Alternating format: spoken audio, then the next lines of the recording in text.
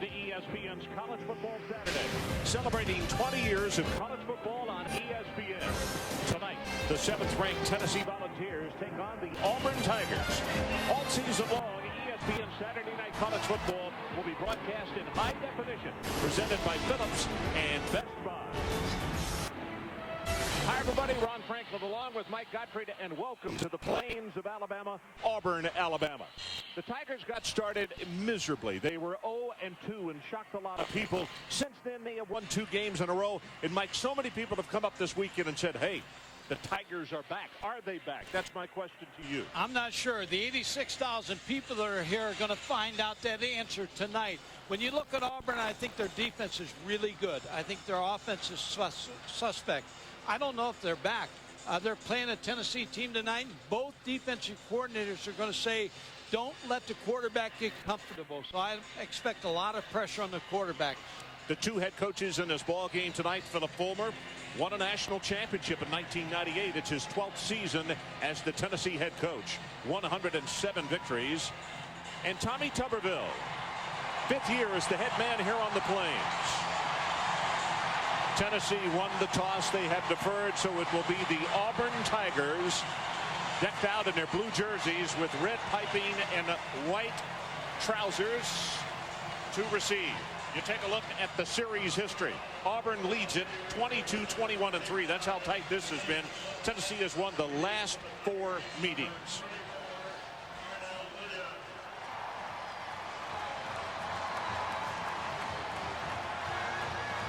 Some of the capacity crowd here. Weather is not going to be a problem. It is supposed to be extremely mild this evening. No chance of rain. And this crowd is pumped and ready for this one to get started as you look at Carnell Williams. Cadillac is the deep man. Will Hoyt has the ball teed at the 35-yard line. And we're about to get this one underway. East against West from the Southeastern Conference. Here's Will Hoyt's kick. It is a line drive and gets by Williams. It'll go into the end zone. No harm. And the Tigers will take it over at the 20-yard line. So, Mike, it gives us an opportunity to talk about Jason Campbell. And here's a young man from Taylorsville, Mississippi, that I think has made great strides. Ron, watching him on tape and watching him in practice, he's more comfortable rolling out and bootlegging with a football outside the tackle box than he is throwing drop back passing games. So I expect Auburn to get him outside on bootlegs tonight. And I think that comment that you made about comfort levels for both of these quarterbacks is particularly important for Jason, because he has not played nearly as much as Casey Clausen. Here comes the first play from an eye set. Fakes it to Cadillac, sets the throw, and he's got a wide open mix.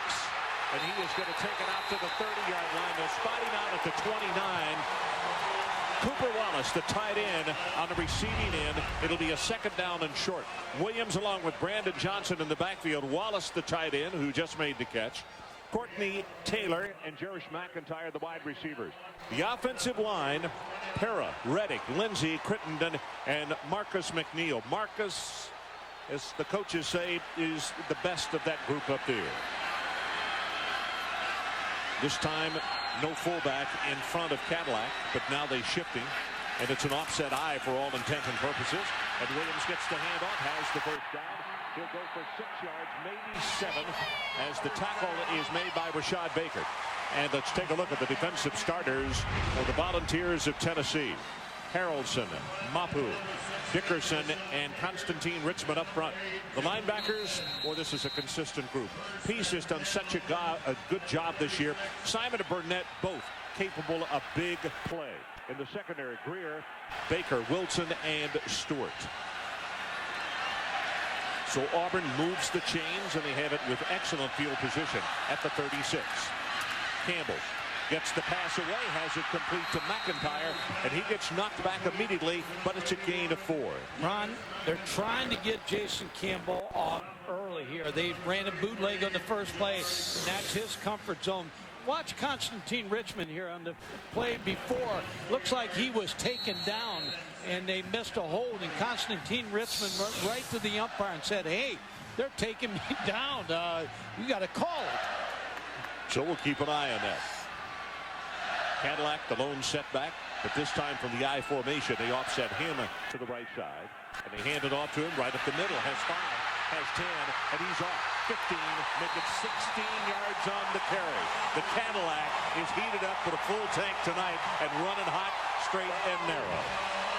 If you're Tennessee's Philip Fulmer, what you want to do is weather this storm. Now here comes Cadillac Williams throwing the draw trap play, and he gets in the secondary. But Ron, you know Auburn's going to be pumped up. You know these fans are going to be pumped up. It's like a fight. You got to weather this early round show that they're going to give you. Cooper Wallace, the tight end, with an excellent block to help spring his tailback. Williams now 2 attempts, 23 yards. 2 tight end alignment this time, and Campbell stands up, possibly an audible. Gives it to Williams. Big burst of speed right up the middle. Has 10 yards again, and another first down. All the way to the 30-yard line, and it's a gain of 14 as the Baker and Jabari Greer have to combine on the stop. Eddie Grand, the running back coach, told me this week that Cadillac Williams had his best week of practice. He said he took a hit last week against Western Kentucky on his injury, and he said he responded well, and he figures he's going to cut it loose. Johnson in motion. And they give it to Williams. When you got a horse running the way he is, go to him again. And this time, a great job defensively by the front of that Tennessee defensive line. First hit was made by Mapu, and then Kevin Simon also was there to help, the sophomore out of Walnut Creek, California. The Cadillac is really a fine-looking tailback, Ron. He is a speed guy that when he makes his cuts, he's working up the football field. Doesn't lose any ground. Wallace, the tight end, flips from the right over to the left side. Second down, about 10 and a half. They give it to Williams into the secondary again, but this time those safeties, Mike, had crept up a couple of steps, and they were able to get the tackle before he got farther into the secondary. What you do, Ron, is you try to figure out if you can stop them with your normal defense, then you bring the safeties up. Last week, we said Tennessee's defense has given up 53 yards rushing, but they played 3 passing teams. Now they played a rushing team, South Carolina, 217 on them. 8th play of the drive coming up. It is third down. The line to make is the 20.5-yard line. From the shotgun. Here comes a blitz up the middle. They got the screen set, gets a block, cuts it inside. It'll be 1st and 10 Auburn Tigers if there are no markers on the field, and we see none. Tackle is made by Kevin Burnett. What Auburn does is script their first 8 plays. They give Tennessee a lot of different looks, a lot of different formations. They set the screen up perfectly. Kevin Burnett makes the play, but they have Tennessee's defense guessing right now. John Chavis, we talked with him in a conference call on Wednesday evening, and he talked about the number of missed tackles they had last week. It was not the high water mark for the season, but they had 9, and that time an extremely good tackle by Burnett. Ronnie Brown in the ballgame. Fresh legs, runs over a defensive back. He has 10, cut it off at 11 yards, and it is 1st and goal, Auburn Tigers. And Mike, you talk about weathering a storm right now. This hurricane is a Category 5. Yeah, it really is, Ron. Ronnie Brown comes into the ballgame. This college football teams has better backs than some pro teams. They go 3 or 4 deep, but Ronnie Brown is more of a power runner than Cadillac Williams. So they set up shop. 1st and 10. The ball just outside the 5. 10th play of the drive. It all started back at the 20-yard line of Auburn. I formation. Brown right at the middle. 2, 1. Touchdown Auburn.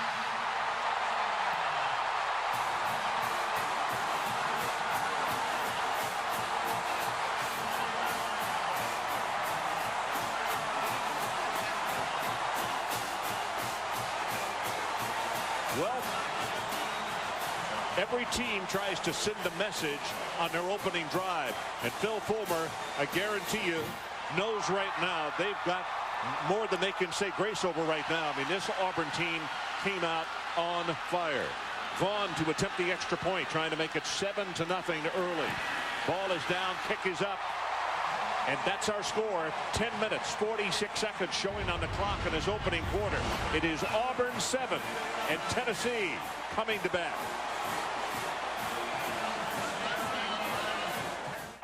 So we're back and part of the capacity house tonight. A lot of orange in this stadium. Two different shades, obviously, for Auburn and for Tennessee. 10 plays, 80 yards, 4 minutes and 14 seconds. And Carnell Williams, 5 attempts for 40 yards. Ronnie Brown, as Mike said, a little bit more of a power back. And they put him in. He had 2 carries, and he scored the touchdown. Yost to kick it off to Larkins. High end of in, and it is returnable from the goal line. Larkins at the 10. He will not make the 15. So let's talk about the starter at quarterback for the Tennessee Volunteers. He is a veteran. He's a senior, Casey Clausen. And I can promise you, with all the hype and with all the noise in the stadium, Mike, he doesn't hear that. He's not bothered by it at all. Ron, when you look at Casey Clausen, there's only one thing you have to look at. He's 11-0 away from home in the as a quarterback, starting quarterback. So he's been used to this. Dead ball, unsportsmanlike conduct against Tennessee. Penalized half the distance to the goal. It'll be 1st and 10. Wow, Steve Shaw, our referee tonight. One of the really fine young officials in college football. And we'll see exactly what happened. A lot of pushing and shoving here. And this is exactly what Phil Fulmer did not want, starting this deep in his own territory. So they'll go from their own 7. Play action by Clausen. Throws this one and just throws it away. So the rest of the offense, the tailback, Cedric Houston, Jabari Davis, we'll see both of them tonight. McClure, the tight end, Mark Jones and Tony Brown, the wide receivers. Up front with the offense, Munoz, Respert, the start at left guard, Scott Wells at center, Cody Douglas at right guard, and Sean Young is the right tackle. 2nd down and 10.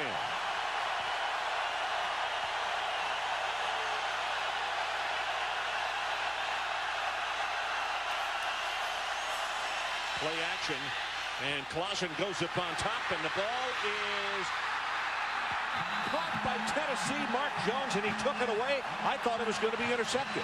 Well, he plays both offense and defense, so he's used to intercepting footballs. And Mark Jones just made a great catch. He became a defensive back on this play. He runs a fade. Rodgers is sitting perfect for the interception. All of a sudden, Mark Jones says, "I'm taking it."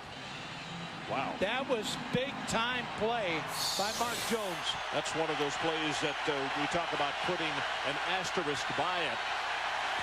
That thing was there for the picking.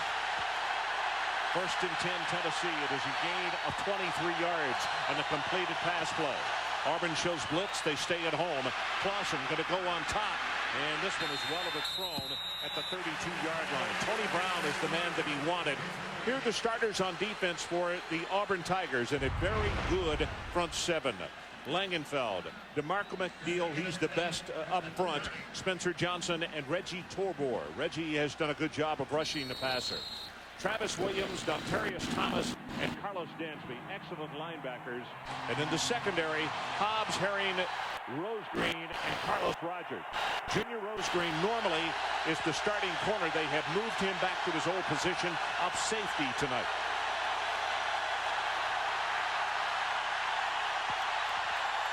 Play clock down to 3, down to 2. Gets the snap just in time, and Clausen under pressure, and he's going to go down at the 24-yard line, and that is Spencer Johnson on the tackle. Ron, and talking before the ball game with the Tennessee coaches, we talked about DeMarco McNeil, but they said the guy that really is the tough defensive lineman to block is Spencer Johnson, the senior. Sideline warning against Auburn. That's the first warning. Sideline warning. It'll be 3rd down. What happens is the official's trying to work down that sideline, and all of a sudden he's running into players. He said, "I'm going to get hurt. I got to get these guys back." Tommy Tuberville pacing. He knows his team off to a good start, and right now it is a 3rd down and very long. He would like to send Tennessee's offense right back to the sideline.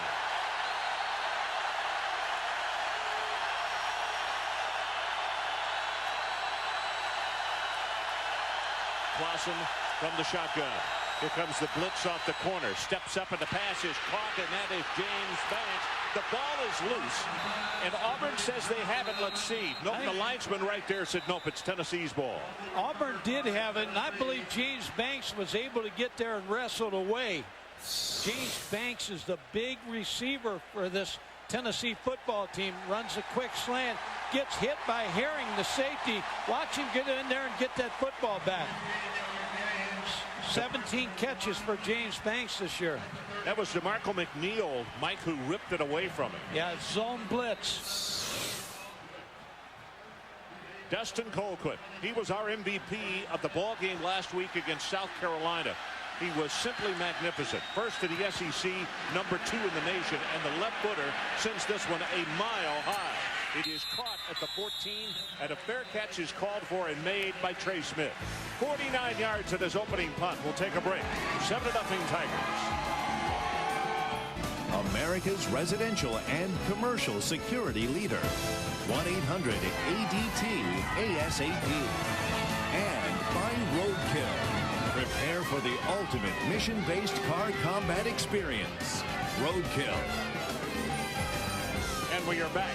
Mike, do you expect more of the same from Auburn as far as keeping it on the ground in the second series? Same thing, Ron. Mix up the plays, keep Jason Campbell in a comfort zone. Well, Campbell should be comfortable. 3 of his first 3 for 23 yards. Trey Smith in motion to the top of your screen, and they give it to Williams. Cadillac turns the corner at the 20. And wow, going to be knocked down hard at the 20-yard line. Adrian Karsten, let's go to the sideline. What do you have for us? Ron, Tommy Tuberville did something here yesterday for the first time. He's just never done it before. Took about a 90-minute morning walk around campus. And whether he was talking to other football fans or talking to himself, the question was always the same. Are we really a better football team, or do we have this false sense of security? The point is, Ron, that the answer was all the same. Tennessee will tell us. It's October. We're into the SEC schedule. I can tell you right now, there's nothing false about the level of emotion down here right now. He said it was a fun walk, but it kept him moving. Snap was fumbled for a moment, and Campbell's going to go on top, and this pass is overthrown. And now I think Auburn had a free play because Tennessee looked as though they were guilty of encroachment, that they had jumped across Mapu, I believe. So that's the reason the play was not whistled down. Offsides on the defense. 5-yard penalty will result in a first down. Tell you this about Tommy Tuberville and his walk. You only walk after you win 2 games. He wasn't going to take that walk the first 2 weeks. When you lose 2, you don't want to walk around campus. Yeah, there were some people suggesting he take a walk, but off a short plank. Don't walk when you lose. Brandon Johnson, the fullback, lines up in front of Carnell Cadillac Williams. Tennessee jamming up at the line of scrimmage, and Campbell now with an audible. First down, the ball just across the 25, and it's Williams. Bounces it outside, has 5, has 10, and he's off to the races. Lost his footing. It's going to be a gain of 18, and it was Mark Jones who possibly saved a touchdown. Well, the defensive front from Tennessee is being handled by this Auburn offensive line. That's the really everybody thought was the weakness of this Auburn football team. Cadillac gets in the secondary. A lot of missed tackles by Tennessee early. One of the things that John Chavis said in our visit with him, they had 18 missed tackles against Florida, 11 against South Carolina, and 12 against Marshall. And he wants that stuff to stop. But so far tonight, they are starting to add up a few as well. And this is going to be a gain of about 5 yards in the running play as Simon is there to make the stop. Tommy Tuberville liked his walk, but he liked this better. Cadillac on the first play, getting into the secondary. Then they hit Cadillac with a screen pass, and they threw Tennessee's defense off. Then when you take Cadillac out, you bring a Lincoln in, and Ronnie Brown with a touchdown. Ronnie Brown, in fact, has just checked back into the Auburn lineup. as they go with an offset eye.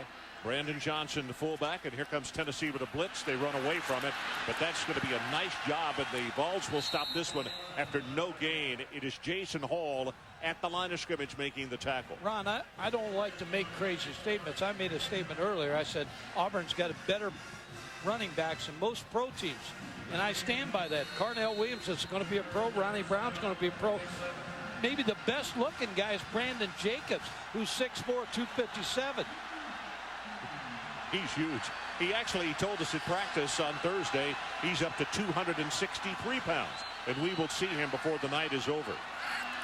Anthony Mix in motion, short drop, delivers it. That's Mix right over the middle, takes the catch, and he'll go inside the 40 of Tennessee and down to the 37.5-yard line. It's a gain of 15. Jabril Wilson on the stop. Tennessee needs a stop here. We talked about them weathering a storm. The storm is going to get ready to rain on him here pretty soon. Anthony Mix is a guy who was a tight end. They moved him out to wide receiver. He has really added a lot of dimensions to this offense. 6'5" receiver. Two tight end alignment, two wide receivers. Ronnie Brown, the lone setback behind Jason Campbell. And now Campbell with another audible. Plenty of time on the play clock, though. It's still at 7. And they go Brown right at the middle, a gaping hole, and he'll take it inside the 30 down to the 29. That's going to be a gain of 8. Now, John Chavis has got to be, he's got to be scratching his head because Tennessee does not get manhandled like this, Mike. No, and when we talk about the offensive line being important for the quarterback, the defensive line is important for the linebackers. The linebackers are getting chopped right now by the offensive line because the defensive line not doing their job. This time a true eye set, two tight ends again, and Campbell looks to throw. It's a one-man route, got him open in the end zone. Touchdown Auburn, 29 yards on the completion to Obamati.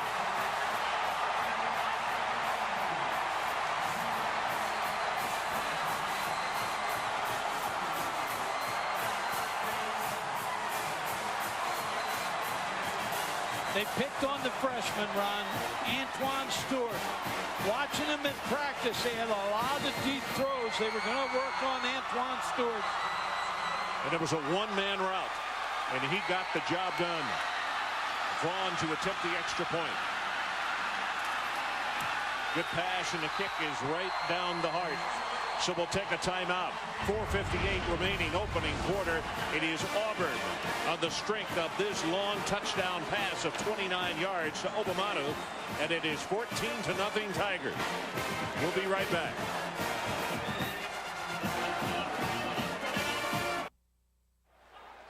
By this formation, Auburn's got the tight ends, and they're going to stay in the block. They're going to block. Both the running backs are going to block, and that leaves Stewart on an island out here. Can't get any help from the safety. And he just got torched. And a real good throw by Jason Campbell. I mean, that ball is right on the mark. Yeah, for those who have questioned his passing ability and his accuracy, that thing right there, he put a perfect arc on it, and it came down as Obamanu caught. This is his first touchdown pass of the year. Yost to kick it off. Larkins the deep end, and this one is shorter. He'll return this one from the 6. Gets outside in the right for a moment. 20, 25, out to the 30. Good field position for Tennessee to start this drive. Well, tomorrow at 8:30 Eastern, it's ESPN Sunday Night Football. One of the greatest NFL rivalries, the Cleveland Browns head to Pittsburgh to take on the Steelers. That's the Browns versus the Steelers, Sunday night, 8:30 on ESPN. Available nationwide on ESPN HD. The call starts with NFL Primetime, presented by Miller Lite at 7:30 Eastern.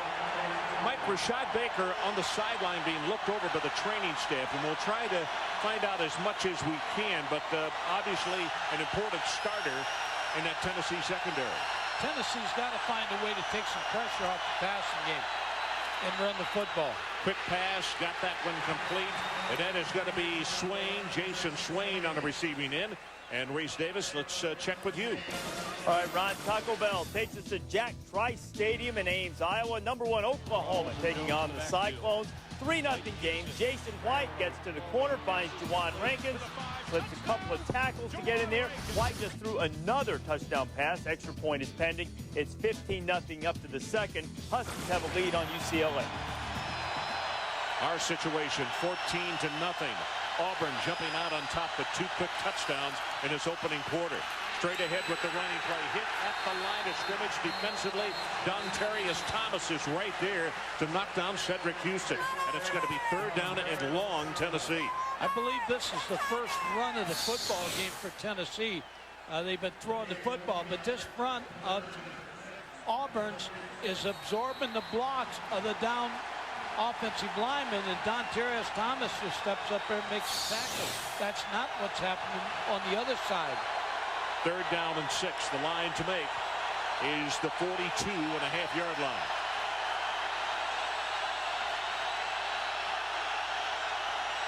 Clausen from a shotgun.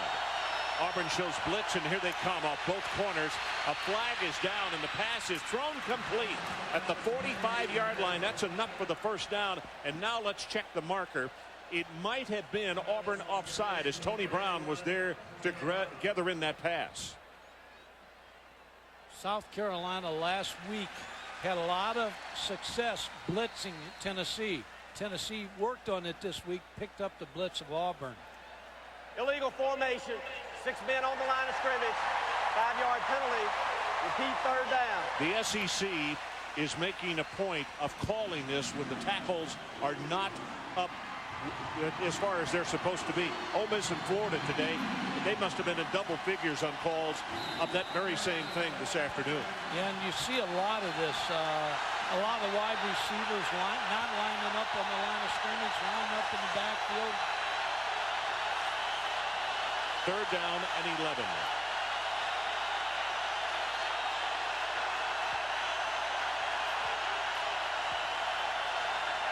This time Auburn stays at home. Here comes pressure, and Clausen is going to be hit and sacked for the 2nd time tonight, and it is Carlos Dansby.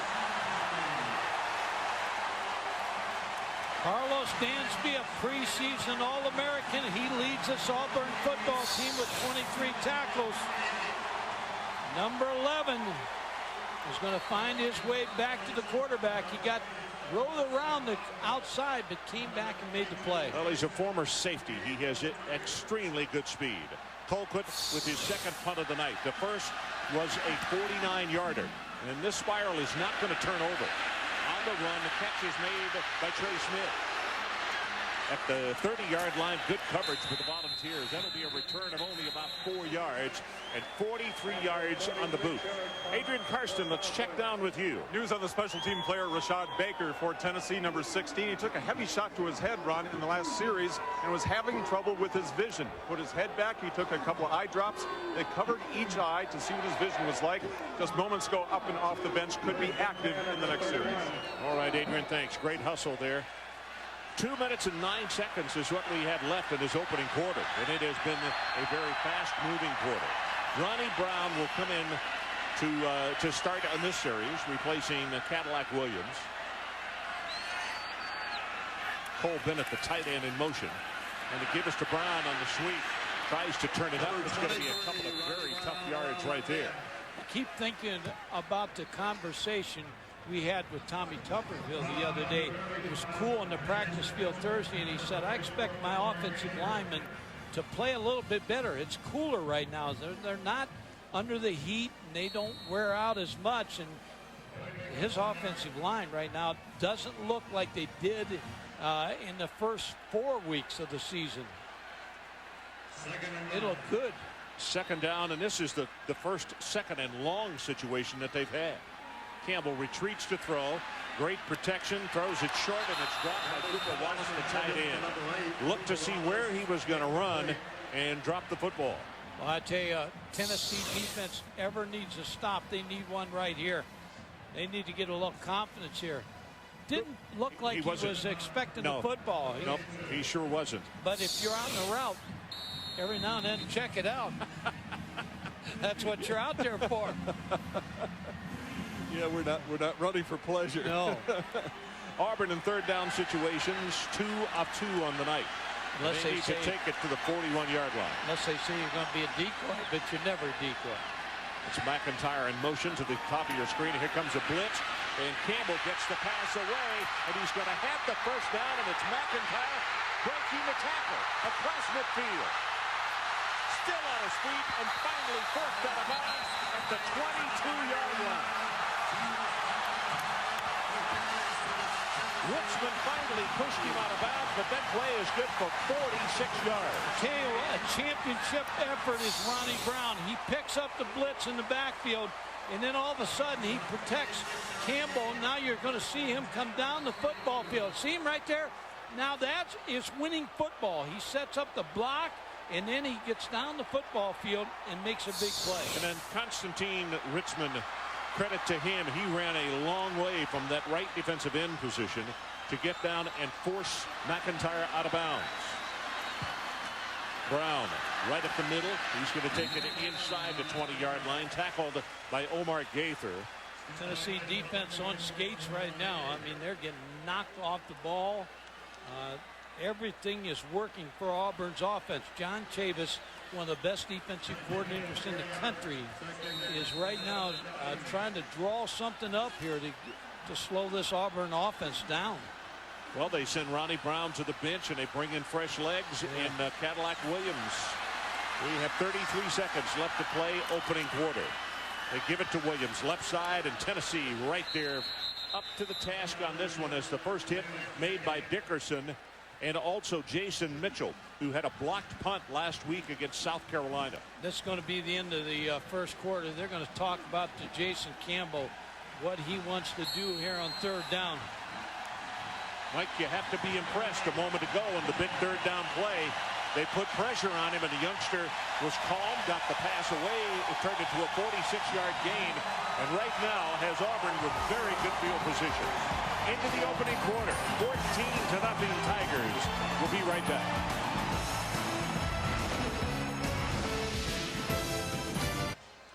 So we're back. 14-0 at the end of the opening quarter, and Auburn is threatening again. Now, Mike, this right here tells the whole story. 209 first quarter yards. Auburn 25 for the Tennessee Volunteers. 209 headache yards because most of them are runs where they're knocking you back. Third down, they need to take it to the 12.5-yard line. Williams is the lone setback. It's Courtney Taylor in motion. Sets back in the pocket. Here comes pressure. He throws it out to Williams, and he drops the football. So it's going to be fourth down, and they are well within field goal range. In fact, this attempt would be of about 37 yards. Carnell was looking up to see that defensive back who was coming at him. And as you'll see right here, he just takes his eye off of it and drops the football. Pretty good job by Antoine Stewart, being right there to draw the look of the Cadillac. 37-yard attempt. Now, Vaughn is 3 of 4 this year, but his longest is 22. But watching him in the pregame warmups, he's capable of hitting them from much further out than 22. High pass, they bring it down nicely, and a high, tight spinner, and he misses it. Wide to the right. That's big.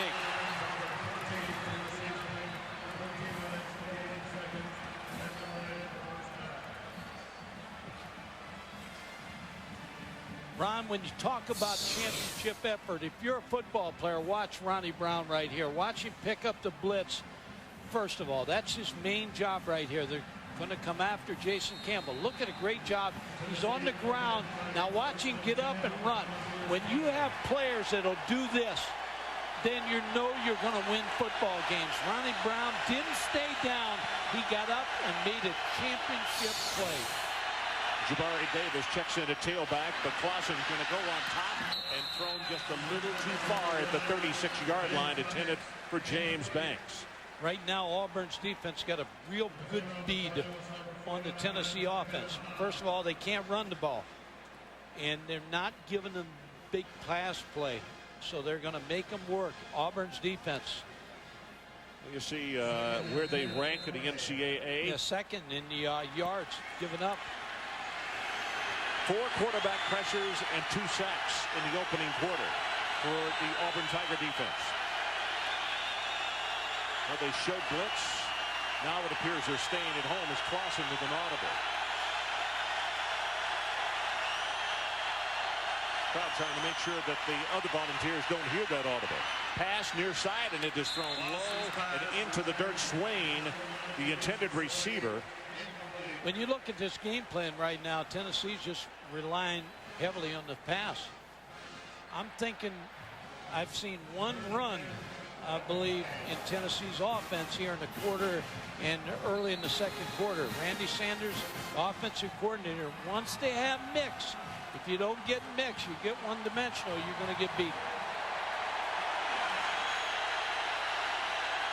Well, Randy told us in our conference call with him on Wednesday that this Auburn team would be the best defense that they would have faced this year. He said it may be the best one we faced all year. Quick pitch, got it.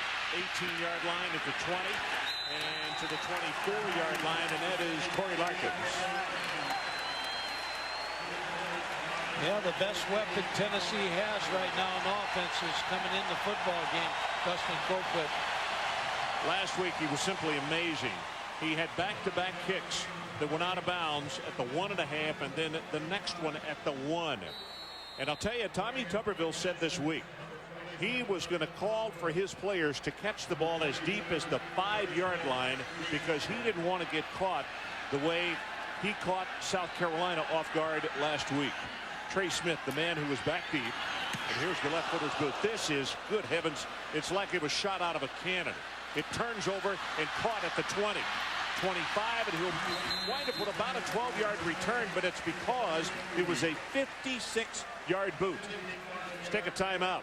14-0. Auburn in a shocking fashion so far.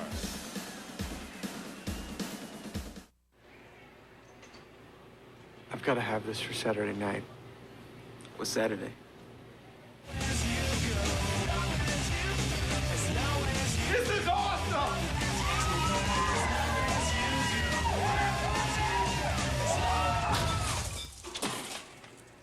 You might want to check out these speakers too. They're shorter. Shorter's good, right? Yeah. Thousands of possibilities. Get yours. Best Buy. Introducing Taco Bell's new spicy chicken burrito.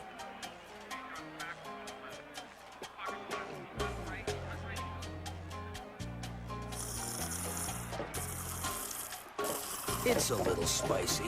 Taco Bell's new spicy chicken burrito, packed with shredded chicken, simmered in Mexican spices. It's tasty, filling, and only $1.29. To get your fill of this satisfying thrill, think outside the bun.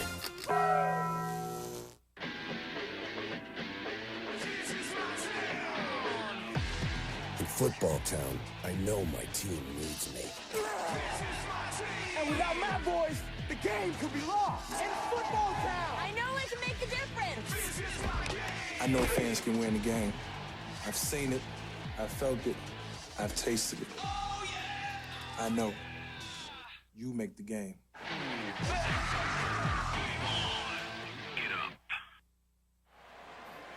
Well, during the break, head coach Phil Fulmer, who of course was an offensive lineman himself, and before he became the head coach, was the offensive line coach. And he had a number of players that went into the NFL, so he is extremely accomplished when it comes. He's over there visiting with those offensive linemen right now, just saying, "Hey, fellas, we gotta work harder because our task is a tall one tonight." Ronnie Brown starts this series at tailback. Play action to him and to pass a little too tall. Cooper Wallace, the tight end, the intended receiver. Adrian Karsten, back to you. Ron, let's stay on the line. Tommy Tuberville's question. If we are a better team, it will be because our offensive line is better, because we have chemistry now that whereas no way we could have early on in the season. Those first 2 losses to Southern Cal and Georgia Tech. With the way they are manhandling the defensive line for Tennessee right now, Ron, all the elements in that test tube, I think, have been mixed perfectly. I think you're right. Number 22, Trey Smith, comes in at tailback, a sophomore out of Venice, Florida. He scored in the ball game last week against Western Kentucky, and they give him the handoff on a little counter play. Flag is down, and he takes it over the 40 to almost the 43-yard line. And from where that one's thrown, it's going to come back with an offensive holding.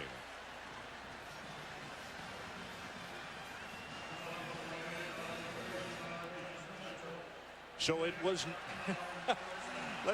Tennessee is wearing those orange shoes, and it looked like a marker, and it was an orange shoe that was on the turf. It was not a marker. Philip Fulmer would have liked to have a marker. Ronnie Brown is now the lone setback as Trey Smith comes to the sideline. And they'll give it to Brown right up the middle. Head of steam, but he's going to be stopped after a short gain. Constantine Richmond making the tackle for Tennessee. And Mike, what adjustments are you seeing on the part of John Chavis? I think John Chavis is going to move his front around a little bit, stemming and doing some movement to try to help the defensive linemen. As you see, Campbell's hot, 1 touchdown, 114 yards, and Carnell Williams 7.3 average rushing. McIntyre 2 catches for 50 yards, an average of 25 per grab by him.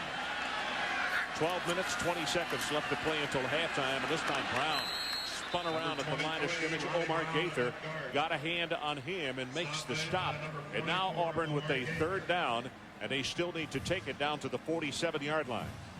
Hugh Dahl, the offensive coordinator, when we talked to him the other day, he said, I'm worried about 6, 2, 5, and 41. So he does. When you're coaching, you don't know the names of the other team, but you know their numbers.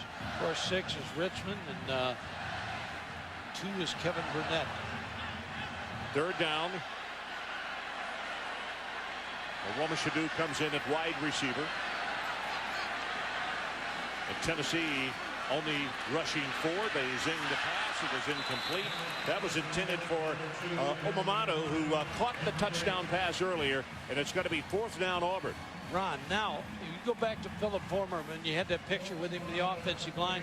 I believe he's going to tell his offense, you got to start running the football. Our defense now has found the key. They're moving around defensively. They're stopping Auburn a little bit. Now the offense got to find a mix in their offensive play calling. Mark Jones is the deep man for Tennessee. First punt of the night by Auburn. Cody Bliss, who's a freshman out of Brentwood, Tennessee, is the booter. Very high, good hanging spiral, and it's going to bound at the 3 and go into the end zone.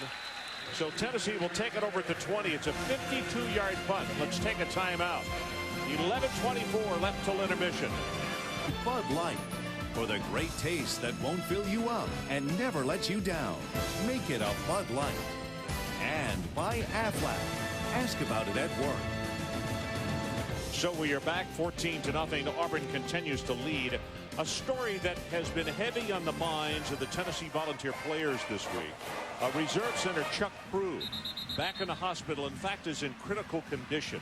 And because of privacy laws, they are not saying exactly what is wrong with him. But they're starting center Scott Wells. Scott normally wears 64, but in honor of his teammate, to let him know that their total thoughts and prayers are with Chuck Prue, he's wearing 67 tonight.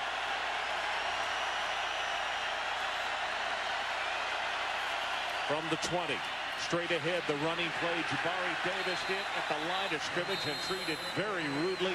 It's going to be a gain of 1. And Mike, what can they do to loosen up this defensive front of the Tigers? First of all, I think they ran into the wrong side right here. You got 4 guys on that side, and you're running into a heavy defensive look. You got to be able to check out that there's not enough people to block that set. DeMarco McNeil was the first man to be there and make contact, and then Dontarius Thomas was the next man to get there, number 54. 2nd down and long, Tennessee. They need the 30-yard line. They need points on the board, quite frankly. And he stumbled, and Jabari Davis very upset because there were so many people in the box. There were only 2 people in the secondary. Yeah, if he keeps his feet, he moves on down the field. But Philip Fulmer, he's taken over this football game a little bit. He's trying to get the offensive line in this running game going. He knows if he doesn't get a running game going, he's not going to win this football game. It's churches out. About to go under 10 minutes to play until halftime. Crowd comes to life. The student section on their feet for the Auburn defense. 3rd down, and they need about 6 yards for the first. It's Mark Jones in motion back into the line of scrimmage. Clausen gets the pass in the flat. The ball is tipped in. Oh, my goodness, almost intercepted by Carlos Rogers as the ball was bobbled, and that thing was there for the picking for a moment. Sometimes when you play this game, Ron, you swear the defense got 13 guys. And that's what Tennessee and Casey Clausen are trying to figure out right now. They're everywhere. C.J. Baden was the receiver. You could see that when the defensive back looked up, Carlos Rogers thought, man, here is a free touchdown, and then it came off his face shade, and it means that Dustin Colquitt will have to come on and punt again. Trey Smith, the deep man. Let's see what kind of hang time he gets here. Well, he almost got to the kick. In fact, that is a wobbly kick off the side of his foot. Did they get a piece of it? I don't think so, but I think they pressured him enough. Sometimes when you come after kicker, Tommy Tuberville, he watched him against South Carolina last year, really hurt South Carolina's chances. He's coming after him this week. Anthony Mix almost got the block. We'll be right back.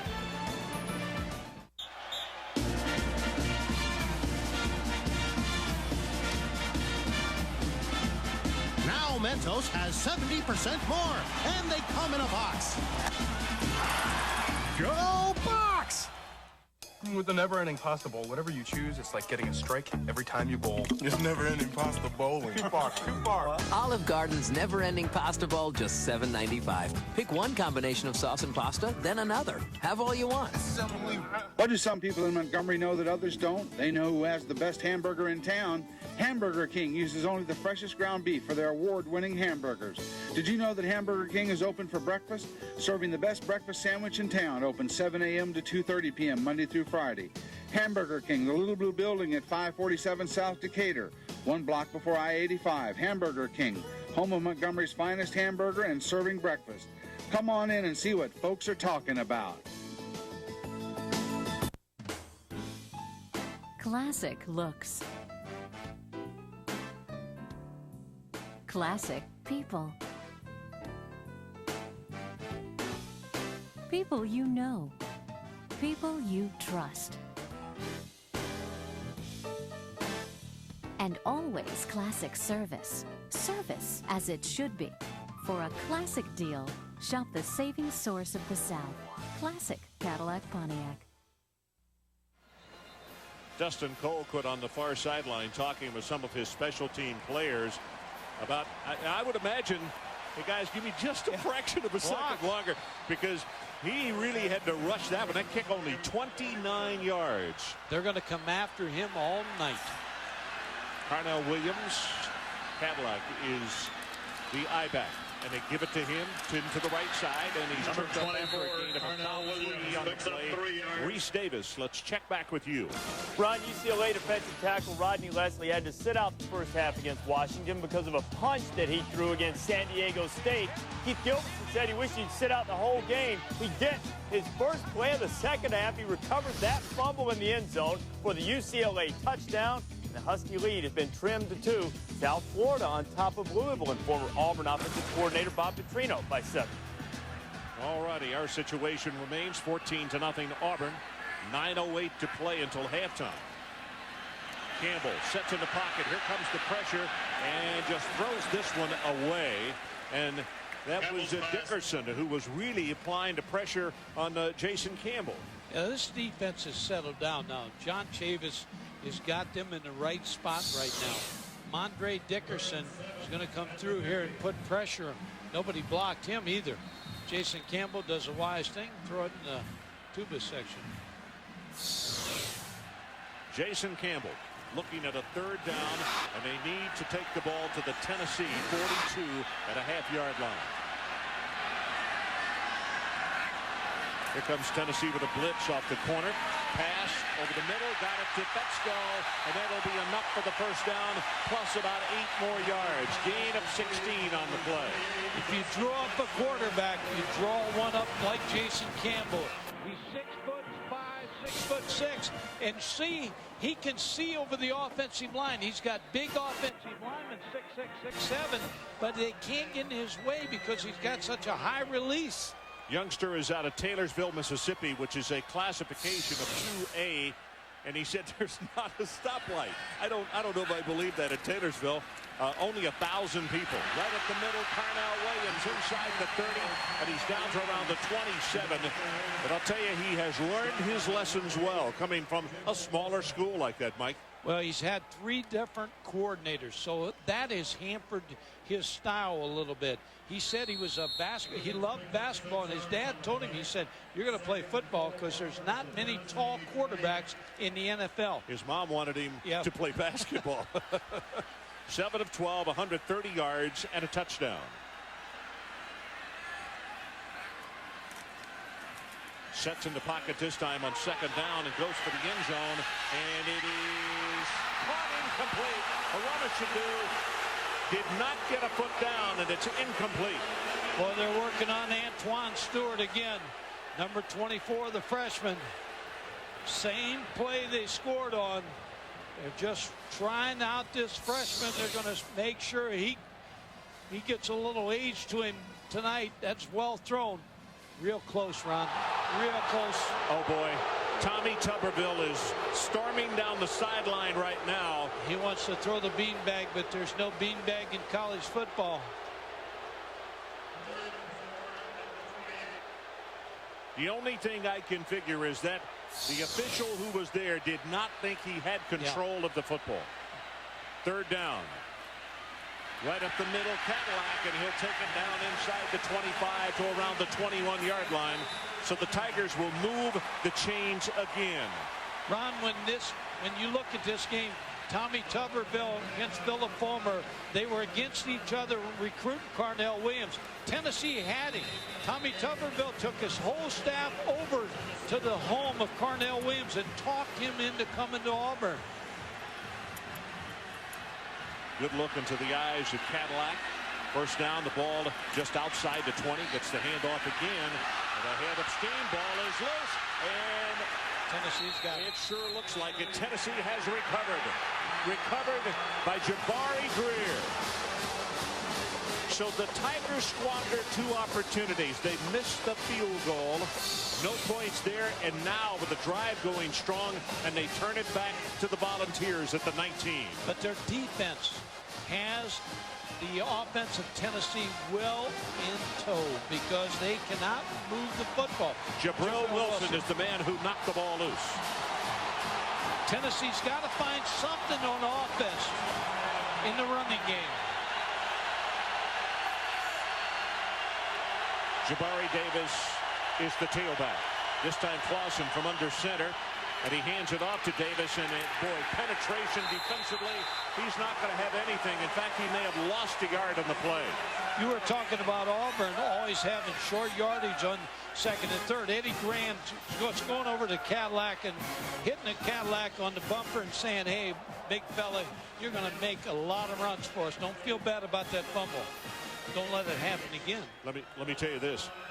Boy, does that even put more of a spotlight on the no call on the end zone to Aroma when the touchdown was not given after the turnover on the very next play. You think the fans forgot that? 2nd down and 11. Clausen now with an audible. He's got plenty of time. The play clock is still at 11. But the crowd's not trying to help. Swings it out in the backfield. Davis hit behind the line of scrimmage. Carlos Dansby is right there to make the tackle on him, and Dansby has been everywhere. Came down to Alabama, Notre Dame, and Auburn. Dad's a minister, and Carlos Dansby chose to come to be a Tiger. You see him break on the ball, now break down and make the tackle on Jabari Davis. Probably the best compliment that his coaches pay to him, and that is he does things every ball game that you can't coach. And Ron, they also said he's the smartest linebacker we've ever had here. Joe Witt, the linebacker coach, high praise for Carlos Dansby. 3rd down, they need to take it to the 29-yard line. Flags everywhere. And it looked like Sean Young came out of his stance. This is going to turn into a 3rd down and 16 now. Ron, I'd hear one out here if I was Tennessee. False start on the offense. 5-yard penalty. 3rd down. I'm trying to see if one of my wide receivers could outrun one of these corners and let it put it up, because everything is not going well for the offense. Not allowed a third down conversion in the first half in their last 4 games. Pretty good. 0 for 21. Cedric Houston reports in at tailback, number 21. Dansby on the corner. Here he comes on the blitz. They try to pick it up. Pressure on Clausen, and he's sacked at the 2-yard line. That is Edens, the third time that Auburn has gotten to him tonight.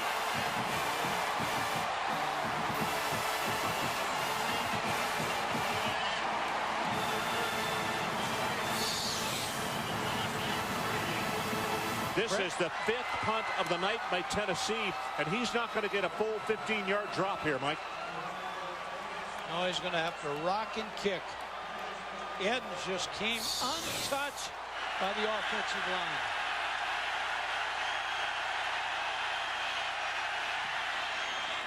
Good kick. Wobbly spiral. Trey Smith back to the 44.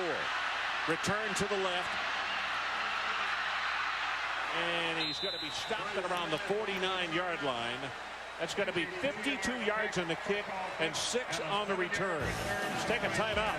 Still all Tigers. It's the highest single game receiving total in the Tennessee-Auburn series. We'll be able to have that answer a little bit later on. In this picture up in the end zone, and we're not trying to say this is the answer, but Pat Sullivan and Terry Beasley, that there is a strong possibility, but we'll tell you in just a while. This time last week, we were talking about the opportunities of good field position that Tennessee had squandered. Now the shoe is beginning to be on the other foot as Auburn with a 14-0 lead, but they have not taken advantage of good field position, Mike. Well, they would say they did. They would say they had a touchdown pass called back, but they haven't. And you're right. And so that momentum can swing. But when you look at this football game right now, Ron, the running game for Auburn is set up to play action pass because they've hit the 2 bombs, one they called out of bounds, but they hit them. Tennessee doesn't have any running game, so they can't get anything going in the play action passing game. So everything becomes a drop back pass, and they really are one-dimensional right now, and that's bothering Randy Sanders, and it's got to be bothering Phil Fulmer. And we talk about that all the time when we say, you know, well, with no running game, play action means absolutely nothing. But it is one of the reasons that Auburn has been able to control so much in this first half. However, in the second quarter, some good adjustments by John Chavis, and right now, down 14 points. Mike, if they were able to get the ball back and put something in the end zone, as much of a difference between 260 and 31 yards, still, they could go in at halftime trailing by only a touchdown. Yeah, this is a big series. You're right. Exactly right. They got to stop them right here and hope they can get in only behind 14-0 and make some adjustments. Campbell had to call the timeout a moment ago. Gets this pass out to McIntyre. A flag is down, and he stopped after a gain of 7 yards. And we know this is not a shoe. This is a flag. And Steve Shaw says holding against Auburn.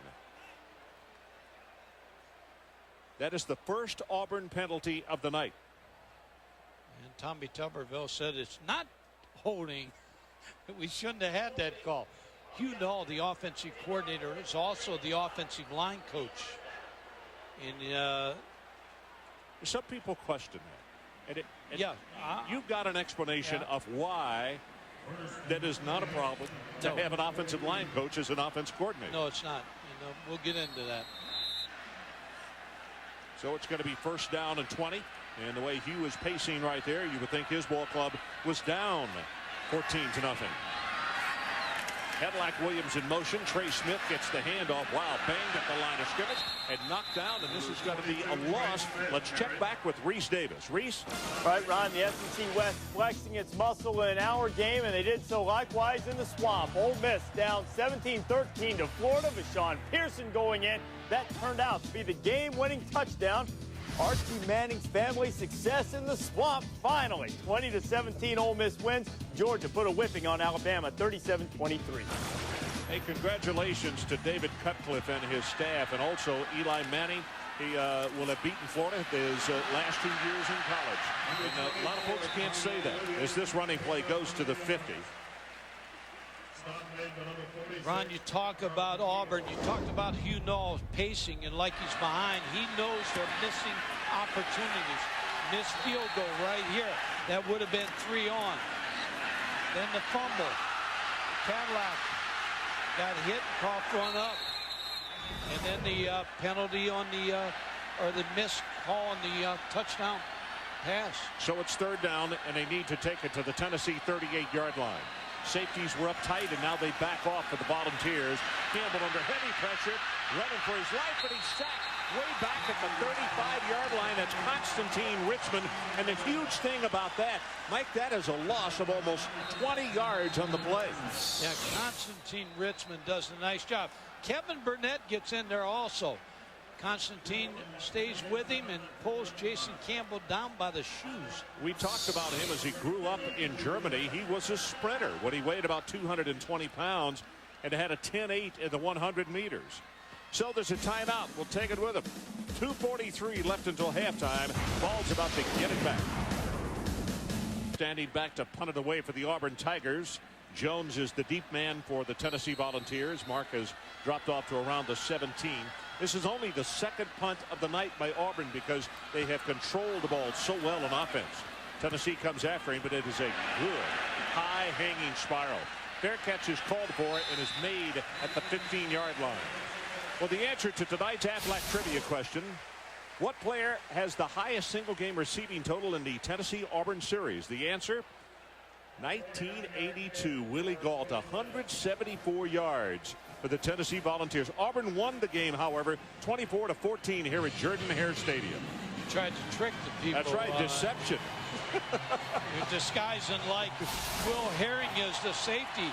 He's trying to disguise his coverages so Casey Clausen doesn't know what he's in. Cedric Houston is the tailback. Tennessee trying to get something going on offense. Total yards, they have 31 right now. 2:53 Auburn. Clausen sets a screen to the left side. This is Fleming, the fullback, and he's rocked out of bounds at around the 20-yard line. Reese Davis, let's check back with you. All right, Ron, coming up on the Pontiac High Performance Halftime Report, complete highlights of the day in the SEC, including we'll show you just how Ole Miss pulled off that upset in the Swamp. And the question was Texas tough enough? And I think they answered that question against Kansas State today. And Michigan head coach Lloyd Carr is still trying to figure out how his team outgained Iowa by 168 yards and still lost. We will answer those questions for you when Trev, Mark, and I return in just a bit, Ron.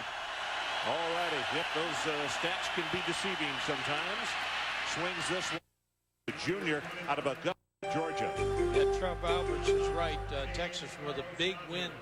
And you mentioned 2 weeks ago, you not only play Kansas State, but then you got to go back-to-back with Oklahoma, Kansas State, 2 weeks. So congratulations, Mac Brown. Benson Young, the young quarterback out of Houston-Madison, with a really good job today in that ball game. This pass thrown complete to Tony Brown. Tony's going to have the first down, and he'll move it out to the 39 before Dontarius Thomas makes the tackle, and the clock will stop momentarily while they move the chains, and Tennessee has plenty of time. 1:46 showing on the clock. Yeah, Tennessee still with 2 timeouts. Gene Chizik, the defensive coordinator, doing a good job, and all of a sudden now they're playing a little more too deep here. DeMarco McNeil, who has had a real problem with injury, comes limping off the field. We'll try to check on him. T.J. Jackson will check in, replacing him, number 58. Clausen's pass. Well, that one was low and away from James Banks. Tony Brown also in the area.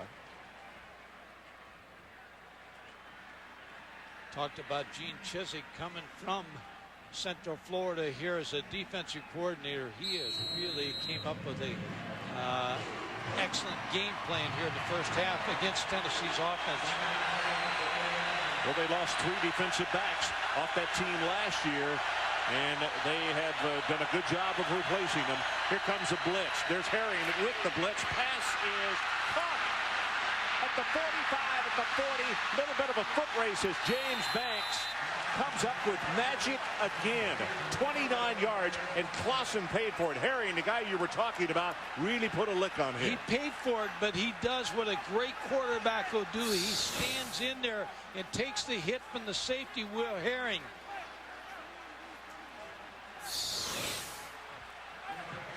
A lot of time for Tennessee with 2 timeouts, 1:23.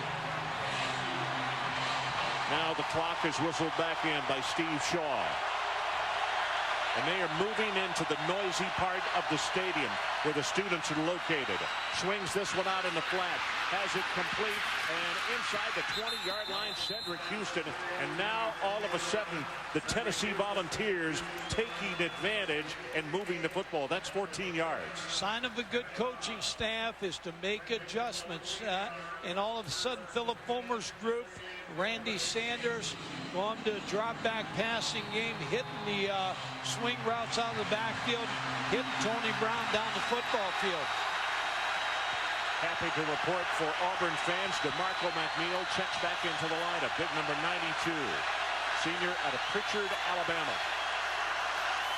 First down, Tennessee. Clausen, short drop, throws this one, tries to set middle screen to Swain, and Swain still on his feet. He'll go inside the 10, and he's close to the first down, but I don't think he's going to have it. I think you'll miss it by 1.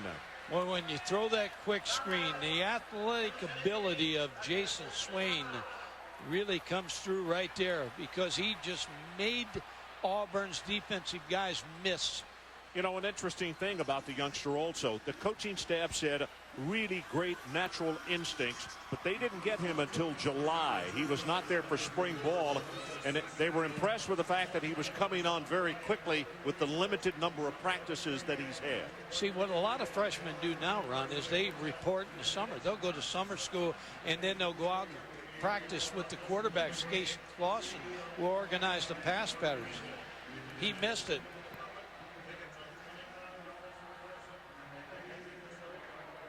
Cadillac Williams on the sideline, 94 yards for him in the first half, an average of almost 7 per try. Should be a great second half, because Carnell Cadillac Williams has really opened up running the ball real well in the first quarter. Tennessee kind of shut him down in the second quarter, where he catches the screen pass. And then skates the outside and then makes a cut, and it came down to Tennessee and Auburn for where Cadillac Williams is going to play his college football. Mike, I talked about Casey Clausen, about what a cool customer he is off the top of the telecast. On this drive, he is 7 of 8 for 75 yards. They may try to run one right here, because they got 2 timeouts. Second down and short, and that's exactly what they do. Straight ahead, Houston takes it inside the 5, and it's 1st and goal, Tennessee. Dansby on the stop for the Auburn Tigers. That was a good call, because you got 2 timeouts, and you also pick up the first down, and it stops the clock. And then you run right at Auburn. So a good play call by Randy Sanders. Now, last week we saw the fade against South Carolina in this part of the field. In the overtime, James Banks, as you have stated, the large receiver, the pass thrown in the flat, caught at the 1-yard line. He did not get in. Troy Fleming, the fullback, trying to cross him up a little bit here. A great tackle. Kevin Hobbs makes this tackle and kept Troy Fleming out of the end zone. Tries to turn up, and Kevin Hobbs will not let him in the end zone. Kevin Hobbs is a heck of a story. He's a walk-on, does not have a scholarship yet, but they say the only way to describe him, total blue collar, loves to hit and loves to come to practice. Ron, right now with 1 timeout, I'd run this football right here, because you know you got the timeout to stop the clock, and then you can throw try to throw one in. Casey Clausen, not known for his quarterback sneaking. And they're going to put more time on the clock. I tell you, this is a good officiating. Oh, Steve Shaw, is one of the best. Yeah, as I said off the top of the telecast, I think he's one of the best in the country. And they run the game. The game doesn't run them. 10th play of the drive. It started back at their own 16-yard line. Jabari Davis is a short yardage back because he's the man at the top of the eye. They give it to him. He hurdles. Touchdown, Tennessee Volunteers.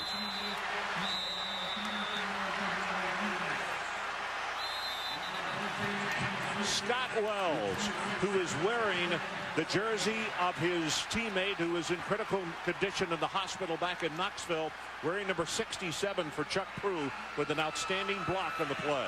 I know when I talked to Cedric Houston on the practice field a week ago, he said, I know when we get inside the 5-yard line, Jabari's coming in, because he is the guy they like to run that over-the-top play.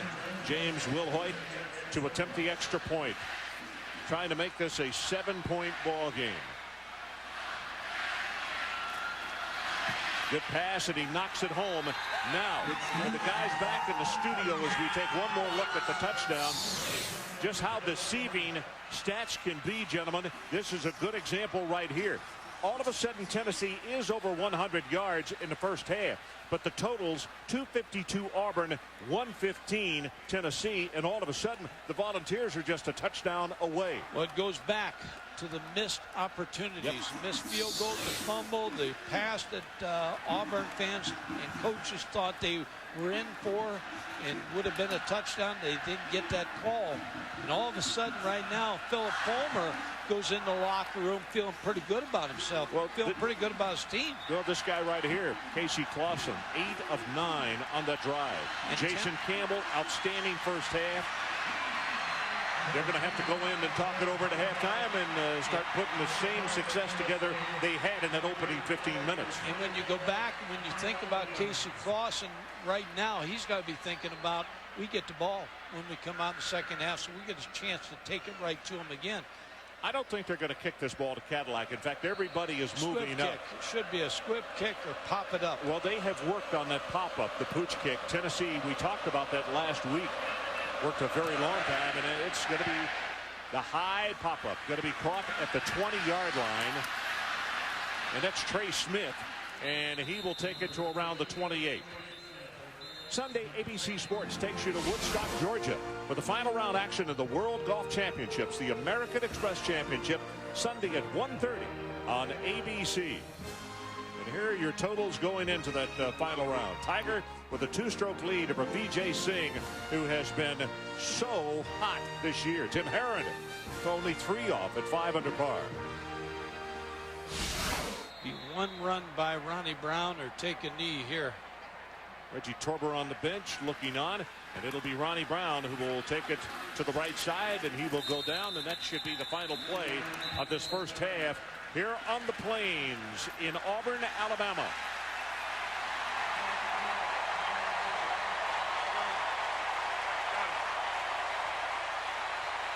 So we are at halftime. Adrian Karsten, let's go down to you. Coach, first of all, how fortunate do you feel just to be down by 7? Well, I do feel fortunate. You know, they've gotten after us there. First quarter, we settled down and finally got a little bit done offensively. So we'll adjust and hopefully come back and play better offensively in the second half. I think defensively we've settled down enough. You still need a ground game. How do you get that going? Well, we need to get it going. I don't know. But if they're going to play zero coverage and all those people in there, we'll throw it too. See you shortly. Ron. All righty, our halftime score is Auburn 14, Tennessee 7. Now here's Reese Davis with the Pontiac High Performance halftime report. Reese. All right, Ron, Trev Alberts, Mark May with me as always. Guys, you know, this in some ways reminiscent of the Tennessee. So a typical Saturday night here on ESPN, and an awfully good ball game. Auburn looked as though they're going to run away and hide. 14-7, they lead at the break. And Mike Gottfried, all I could hear anybody say at halftime is missed opportunities. Yeah, a bunch by Auburn, and even the last time when they got the ball on the 50-yard line, tried to throw the football and got a holding call and then got knocked back. And then they gave the ball back to Tennessee. They showed life. So not good for Auburn, but good for Tennessee to go in at half that way. And James Banks, hey, you know, he's been the guy who was in the right spot at the right time. And we're going to go back and look at his very timely catch to keep that drive alive. As you saw Larkins, he's the deep guy. Philip Yost will kick it off for the Auburn Tigers. Not going to return this one. This is going to be almost out of the back of the end zone. Well, let me take you back. Gainesville, Florida. Just before halftime, Hail Mary. James Banks was offered basketball scholarships at both Purdue and Indiana. Soft hands. Ball is tipped. Comes up with the catch. Touchdown. Just a moment ago at the end of the first half, watch James Banks. Ball is tipped. Right there, the soft hands again, Mike, and he kept the drive going. He'd have been a big guy on jump balls because you knew he was going to get to basketball. So two famous tipped balls to James Banks, and you're right, he reacts well to it. James, of course, a sophomore out of Indianapolis, and a discussion on the part of the officials. Flag down. And it is thrown at the 16-yard line. Now the kick went back into the end zone for a touchback. The crowd's beginning to boo here, and I don't know why, but as the discussion goes on, we'll see what Steve Shaw and his group comes up with. It's going to be a personal foul on somebody. Yeah, it has to be. After the play, dead ball, personal foul on the kicking team. 15-yard penalty, first down. Wow. So Tennessee takes the ball over at the 35-yard line. And that's the last thing you want if you're a coaching staff at Auburn, because the ball's kicked out of the end zone. It's not going to be returned. Exactly. You can see Tommy Tuberville, not a happy camper right now. Cedric Houston, the tailback of the Tennessee Volunteers, to open the second half, and Clausen with an audible.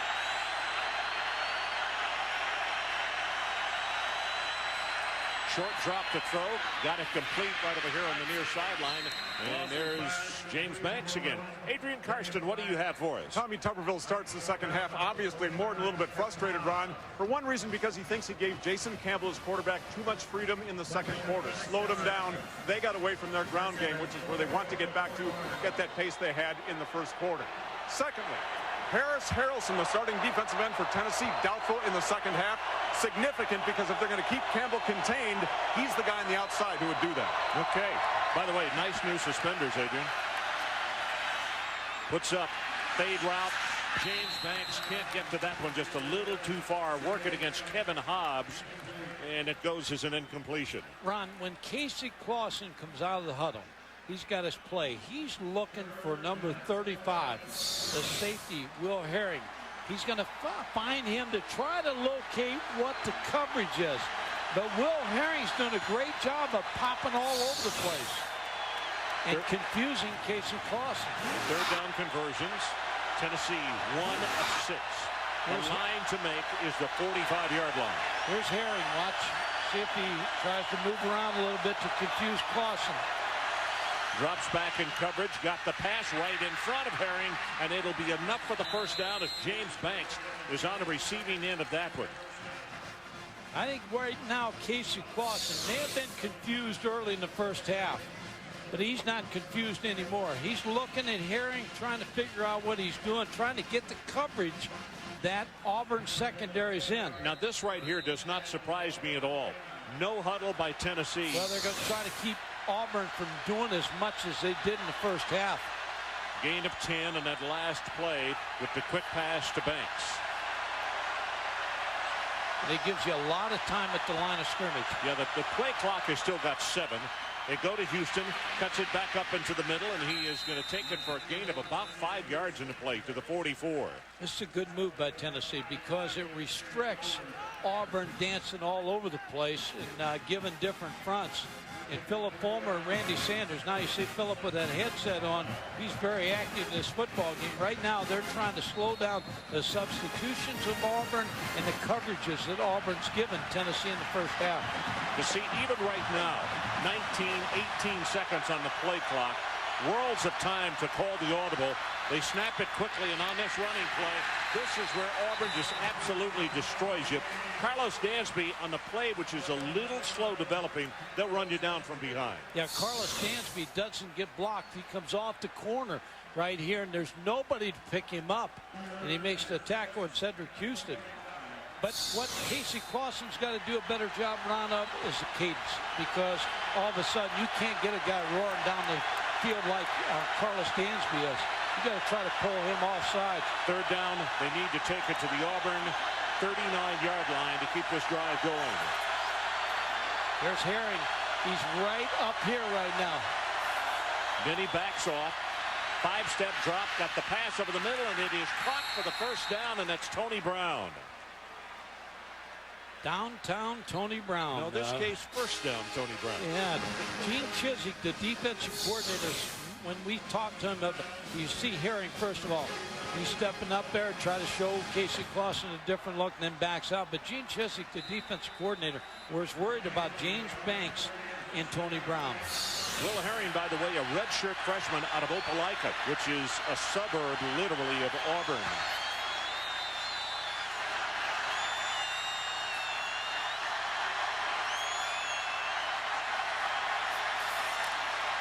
Running play with Houston. Tries to bounce it outside. Nothing doing. 54. Thomas, one of the first men there. And a little bit of a frustration on the part of Houston. You could see the Auburn coaches, they wanted an unsportsmanlike called against Cedric for literally spiking the ball. Talking about Will Herring, the safety, Ron, you talked about redshirt freshman. When I talked to him on the practice field, he said, I want to make sure that Casey Clausen, we put the game in his hands to beat us rather than the running game. So if I can disguise well enough, we'll make him make decisions. 8th play of the drive. Remember, it started back at the 35-yard line because of the personal foul against the Auburn Tigers. Play action, they throw the screen, and Banks, no place to run. What a defensive play at the 41-yard line by Dexter Murphy. And then a lot of help from some other blue shirts. Now, Ron, we've bragged on Dustin Colquitt. Still got another down here, but I was getting ready to set up the punt on 4th down, but Tennessee wants the 3rd down to try to get the 1st down. So I'm going to play ahead of myself. 3rd down, and they need to take it down to the 28-yard line. You see Dustin on the far sideline loosening up, and Clausen wants to call a timeout. He'll stop the clock with 11:21 left in the 3rd quarter, and will take the break with him. It remains 14-7 Auburn Tigers. Considering that they led 14-0 at the end of the 1st quarter and had dominated Tennessee, what a turnaround the Volunteers have made in this football game. A big 3rd down play here, Ron. Banks and Tony Brown are the go-to receivers for Tennessee. Because of the sack yardage coming off total offense rushing, you can see a -5 for the Volunteers on the ground. Here comes Herring on a blitz, but they run away from that position, and Clausen's going to run it at the 35, and he'll go down at the 33, short of the 1st down. Good play call by Tennessee, because they ran away from the blitz side, but Auburn did a good job of covering. 4th down and 5. You get a good look at Carlos Dansby. What a difference he has made in this football game tonight. Mike talked about his background and the decision that he made as you look at a field goal attempt coming up. And this is going to be an attempt of 47 yards. A 50-yard field goal. That's going to be 50, and it's James Wilhoit, an attempt of 50 yards from the left hash mark. And it is a knuckleball, wide and low to the left.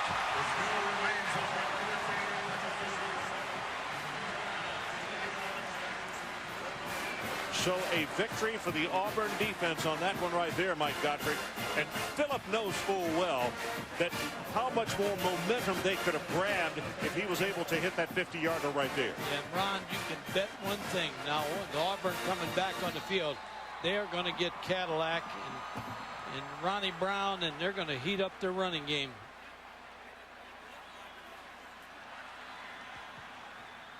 So Jason Campbell goes under center. He wants to throw on 1st down. Zips this one complete at the 39-yard line. And knocked out of bounds is Courtney Taylor, the redshirt freshman out of Carrollton.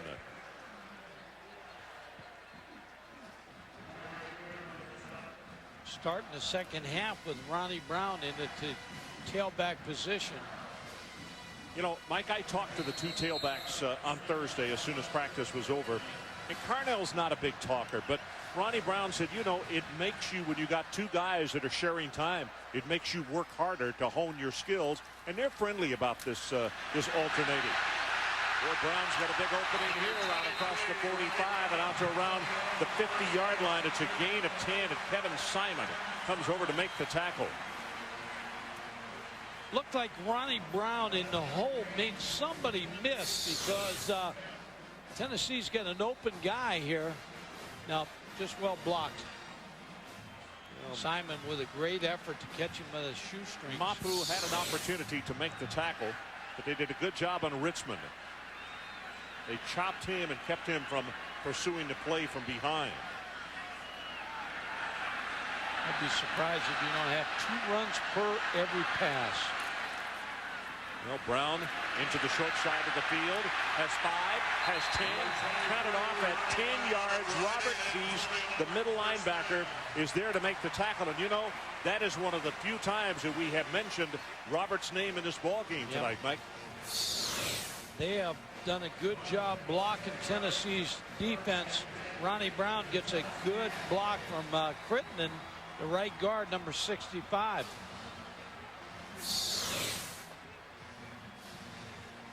You see the comparison of the two backs. Cadillac almost at 100.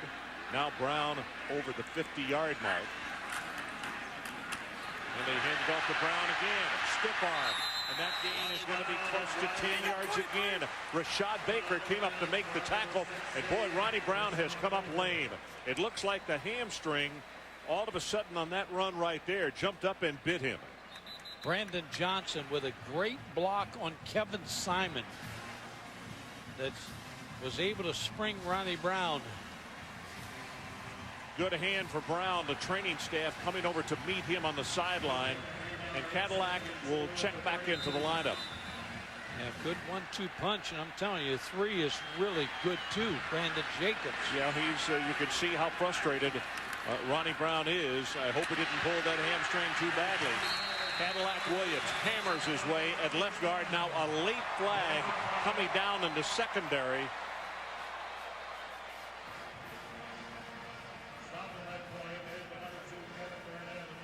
It's Prince Pollard, the back judge, threw that flag.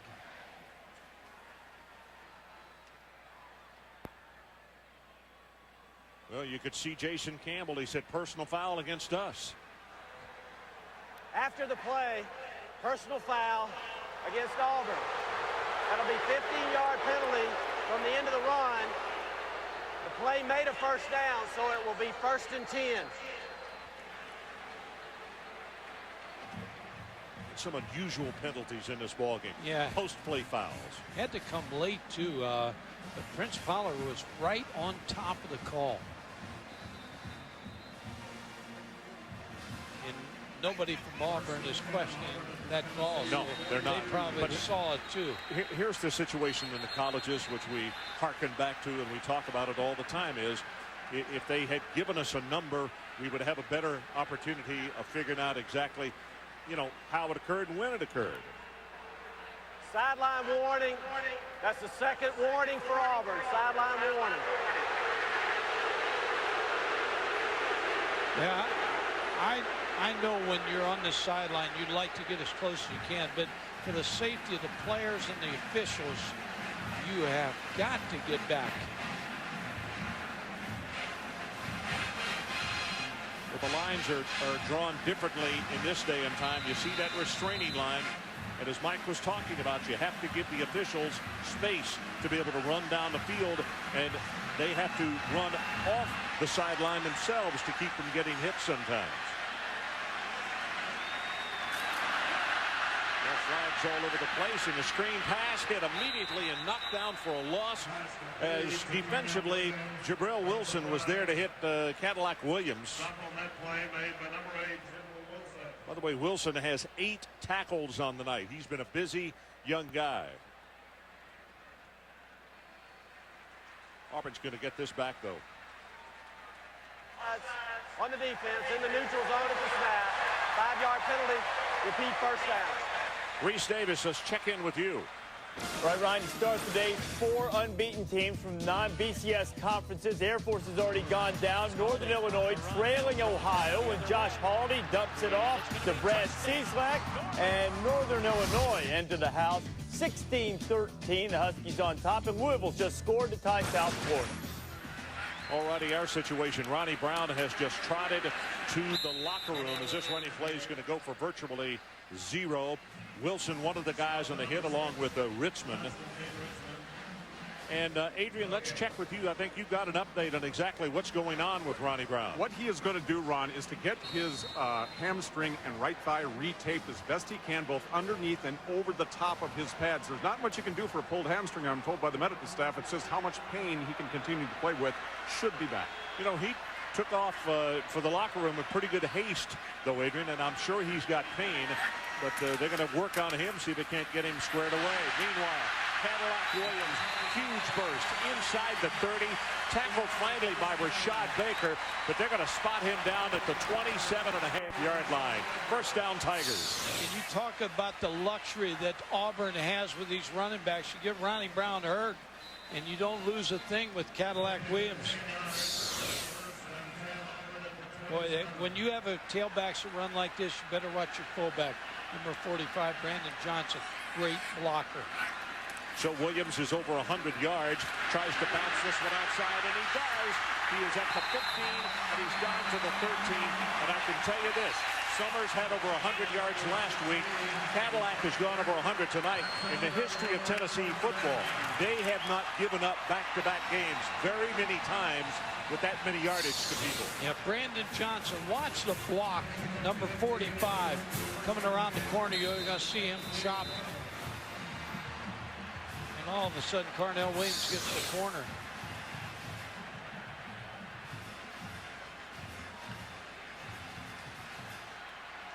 You just got to follow this guy right here, number 45, and you find the football right here. From the 13-yard line, first down, and they go straight ahead with Williams. And again, just like in the first quarter, Mike, Auburn is with a rapid pace coming back to the line of scrimmage and running hard. Neal makes the tackle. And Carlton Neal, very good defensive end, makes the play. But Brandon Johnson and the offensive line is taking this game over. I don't think you'll see a pass. Now he's coming off the sideline, trying to bring in 2 tight ends to balance Tennessee's defense up. 2 tight ends, 2 wide receivers. On the second down play, blitz in the middle. Williams puts a head down, and he's going to be close to the 5-yard line. Just short of it, actually. Rashad Baker again on the tackle. I think you'll see Brandon Johnson come back in because they need a lead blocker on that play. In fact, the last time that Tennessee had back-to-back 100-yard rushers, Rod Stinson of Arkansas in 97, and then Derek Holman the next week at Kentucky. He had 137, and Stinson had 109. Last week, Summers had 158. Williams gets the handoff again, headed for the end zone. Doesn't get there. It'll be first and goal, Auburn. They are running at Tennessee's Constantine Richmond.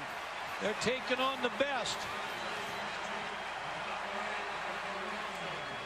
That's a great effort by Carnell Williams. Crittenden with a very good block, the senior out of Montgomery. And the ball first and goal, and it is inside the 1. 12th play, it started back at the 34. As you see Ronnie Brown back on the field. He's been retaped. The handoff, Cadillac hurdles. He is an Escalade. Touchdown.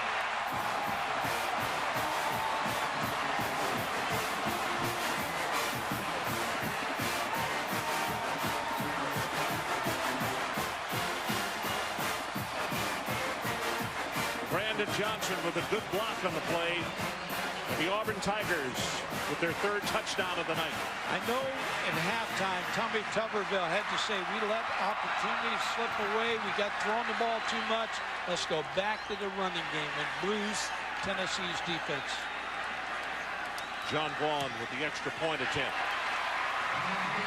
Push that one off a little bit to the right, but he gets it. So Carnell Williams, 135 yards, his first touchdown of the night. Let's take a break.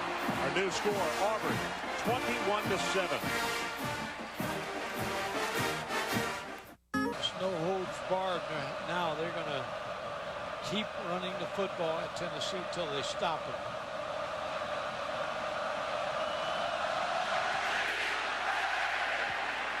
Line drive kick, and this one is going to go 5 yards deep into the end zone. Well, as you know, ESPN brings you this game in high definition, and it is exclusively sponsored by Phillips and by Best Buy. And as you can look at this beautiful, huge flat screen here behind Mike Gottfried and myself, this literally changes the way that you watch football and the way that you will watch football from now on. Be sure and call your local cable operator or DirecTV to determine availability of ESPN HD in your area. Mike has already purchased a couple of those. Love it. Casey Clausen under pressure. He's already been sacked 3 times. Throws this one and has it complete at the 39-yard line and then across the 40. Tony Brown on the receiving end of that Clausen pass, and it's good for 22 yards. Pressure was on Casey Clausen, but they couldn't bring him down. Reggie Tobar has really done a pretty good job of pressuring the quarterback for Auburn. You know, we got to visit with him yesterday, and Mike, he's an undersized guy who really, as the coaches say, quite an overachiever. This pass over the middle, very nearly intercepted, and it's incomplete. It was dropped. Reese Davis, let's check back with you. All right, Ron, Washington and UCLA. Remember, the Huskies were up 13-0 in this game. Drew Olson on the bootleg. This followed a couple of defensive touchdowns for the Bruins. Then the freshman back, Maurice Drew, goes in. And since it was 13-0, UCLA's outscored them 46-3. It's 46-16 in the fourth. Our situation, second down and 10, Tennessee. They're down by a couple of touchdowns. Ranked number 7 in the nation, undefeated. Blitz, and it is picked up, and the pass incomplete, thrown low at the 45-yard line, intended for Mark Jones. Had him, Ron, just threw it a little bit to his right. Mark Jones was in pretty good position to make that play. Tennessee again going to the throwing game right now. What Phillip told Adrian just before halftime, he said if they keep putting 8 and 9 in the box, we're going to keep throwing. And right now, good heavens, they got 9 people at the line of scrimmage, now 10. Now they back off, the 2 safeties. Clausen from the shotgun gets this one, has it complete, good for the first down at the 43 to Mark Jones. That's a big league throw right there. Third down, you need to move the chains. You run the post route. Mark Jones with a good route. Carlos out underneath, and it's more of an in route. Carlos Rogers, pretty good shape, just couldn't make the play. Yep, combining on the tackle. Under 4 minutes to play, third quarter. Tennessee trying to answer.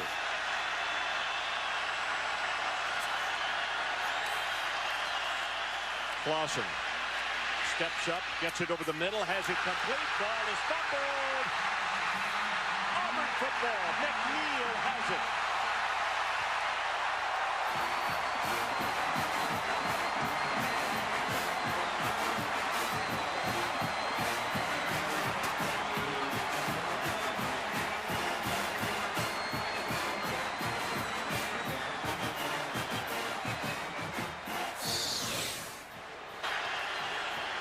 Mike, here's a completion right here. And then, boy, big time hit. I don't know if he ever had that football. And Terrius Thomas is the man who makes the hit right here on Brown. And then DeMarco McNeil comes up with the recovery. Campbell on first down, sets to throw, pumped it once, going to go deep, and it is just a little bit overthrown. Aroma should do the intended receiver. What do we got? Roughing the passer? No, I think it's going to be interference. A little bump downfield.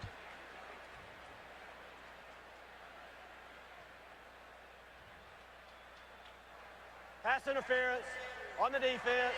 15-yard penalty from the previous spot. Automatic first down. I would venture to say 86,000 fans here. They know Cadillac Williams is probably going to get this next ball. They're going back to the run. Yeah, it was on Mark Jones. 3:27 to play in the third. Flag goes down. Williams running for his life, turns the corner, gets a block, and he will go inside the 35. Now there are 2 markers down at the line of scrimmage. That's usually an illegal formation or offsides. But boy, what a job by Cadillac. There was nothing there. He made a big play. Yeah, he really did, Mike.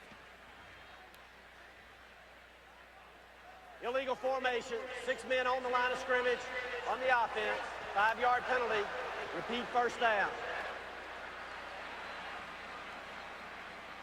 We talked about Hugh Null, the offensive coordinator, and we talked about getting into the offensive line coach being the offensive coordinator.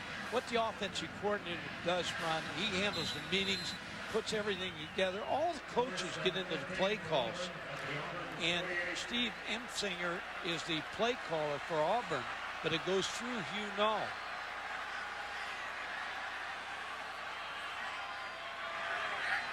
So first down and 15. Williams this time to the right side. Running hard inside the 45, and he's down in the vicinity of the 43. Adrian Carson, let's check with you. Too much pain for Ronnie Brown on that right hamstring. Yes, they did retake, but now they've got 2 big ice bags taped inside of those football trousers, so it's up to the other stable's running backs here to get him through run.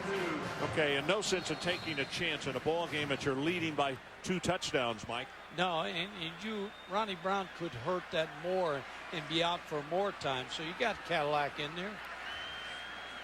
You can see his numbers, 65 yards on 12 attempts. Cadillac running hard. He's going to have the first down. Jabril Wilson, who should be in double figures in tackles, he has 10, was there to make the stop, and he's going to come out, and Brandon Jacobs will come into the lineup. Now, Ron, I'm going to tell you something. Now, this guy looks like, not that the other guys don't, this guy looks like Jim Brown. He told us on the practice field, or told the head coach, asked him, he said, what did you weigh today, Brandon? He said 263.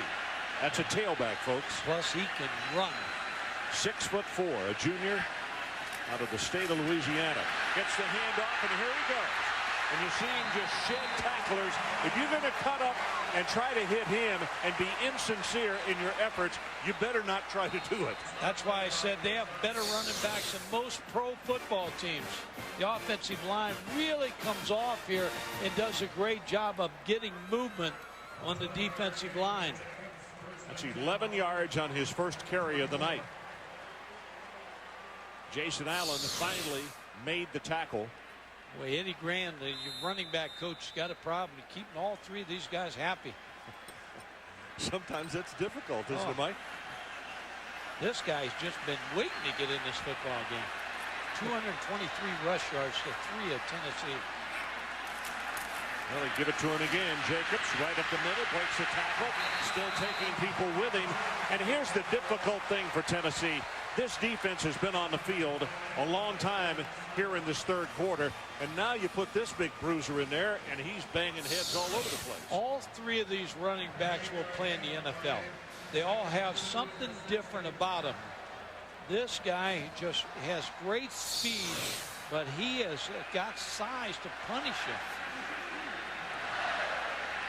Second down and about 2 for the Auburn Tigers.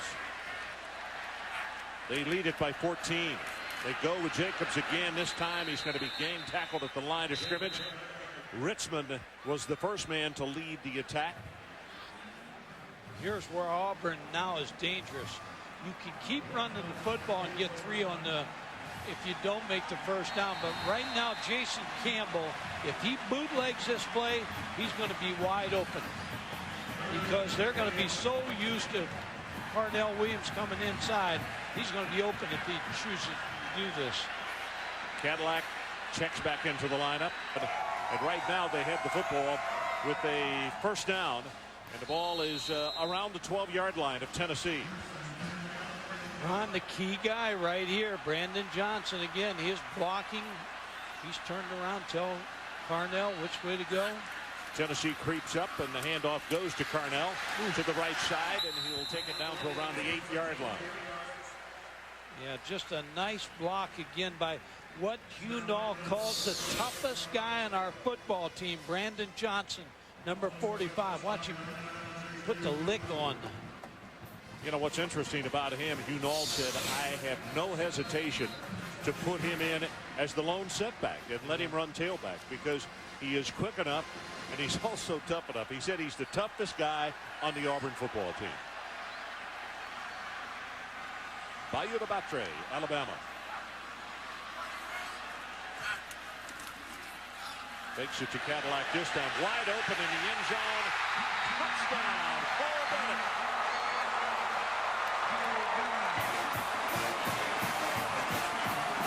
It's like stealing right there. When you got the running game going, anytime you choose to run that bootleg, it's going to be open.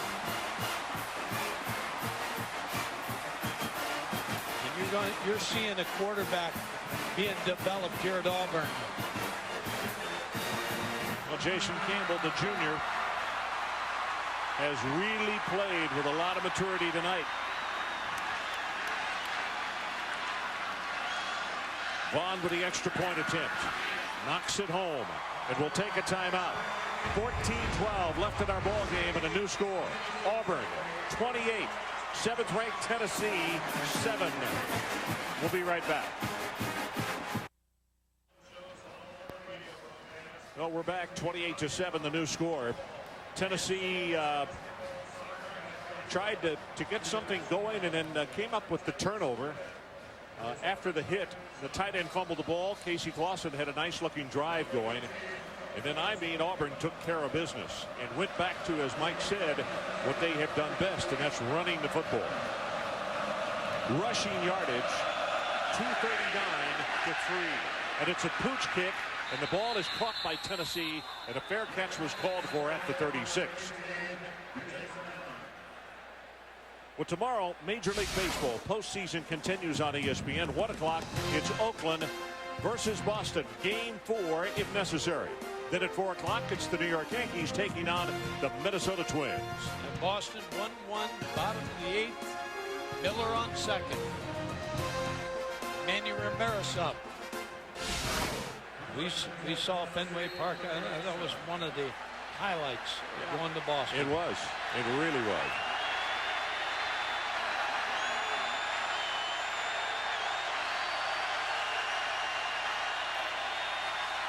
Play action by Clausen. Got a man open over the middle, and it's incomplete. James Banks. There was a flag down on the far sideline. It might be again. It's either going to be a legal formation or offside where it was called. Thomas was defending on the play. Probably in legal formation. Nope. Yep. Movement. Ron, when you look at the SEC. That same signal covers illegal formation.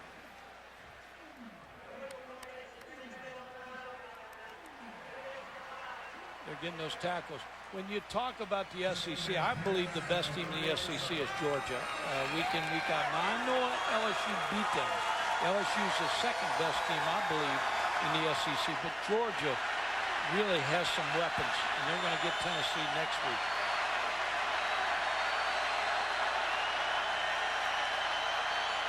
Second down and 10.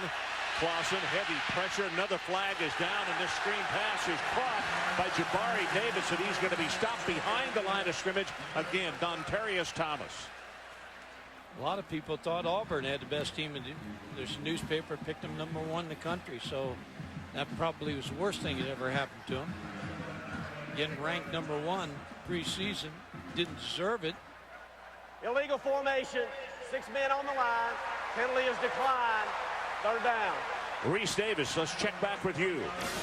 One of those non-BCS conference teams that are unbeaten. Louisville taking on South Florida on the doorstep. Oh, severe trickeration. Michael Bush back to Stephon LaForge, and the former Auburn offensive coordinator puts Louisville in the house. South Florida's on the move, though.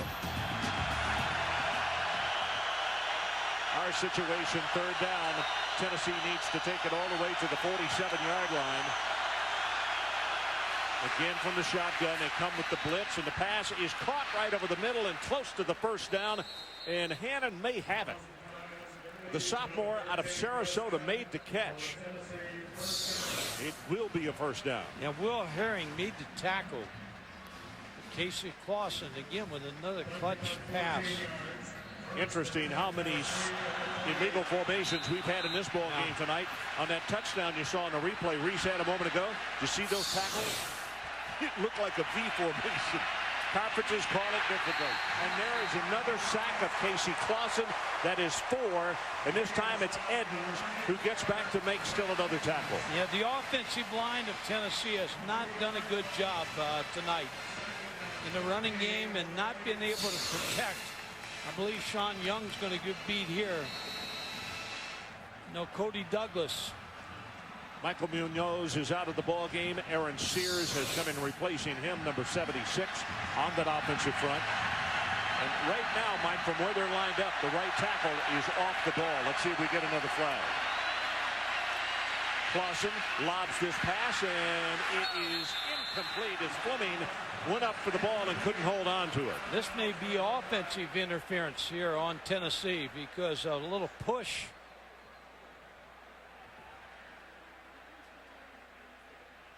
Troy Fleming coming out of the backfield.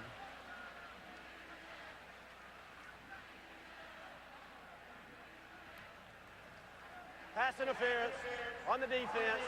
15 yards from the previous spot. Automatic first down. Contact on the play. Tommy Tuberville is not happy. He has a problem with his neck. And he's really got a pain in the neck right now. Rose Green is the man who was trying to defend. Let's see.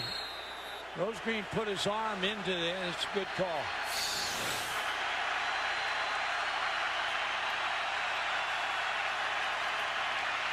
Clausen's pass incomplete.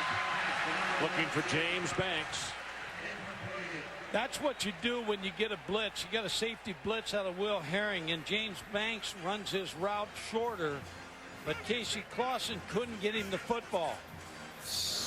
Here's Herring on the blitz. Will Herring's been active today. 6'4", 210, redshirt freshman. He tipped that ball. That's the reason it didn't get there. Yeah, the reason it did not get there. Second down and 10. 12.5 minutes left in our ball game. Auburn up by 3 touchdowns, and movement by Aaron Sears coming back into his blocking stance going to cost him 5 more. Dexter Murphy. I was watching Dexter Murphy, the defensive end. He's moving. He moved his hand, and all of a sudden he got Tennessee to jump. Aaron Sears jumped, the freshman. Munoz on the sideline. Yeah, he's replacing Michael. And he comes up with a mistake right there. Tough place to play a freshman.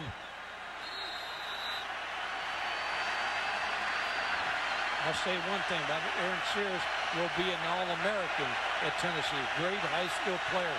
6'4", 300 pounds. Very large young man. Clausen got the pass, has it complete inside the 20-yard line to Tony Brown. That is a really nice throw and a great grab by Brown, the junior out of Lauderdale Lakes, Florida. 29 yards, Mike Godfrey. You can't get any better than this. Good throw and a great catch. Great concentration on the high catch. Carlos Dansby, a linebacker behind him right here. Clausen had to deliver that ball. He was still in his break, in his cut, and it was right there. Clausen, fade route, looking for the end zone, and that's going to be too far.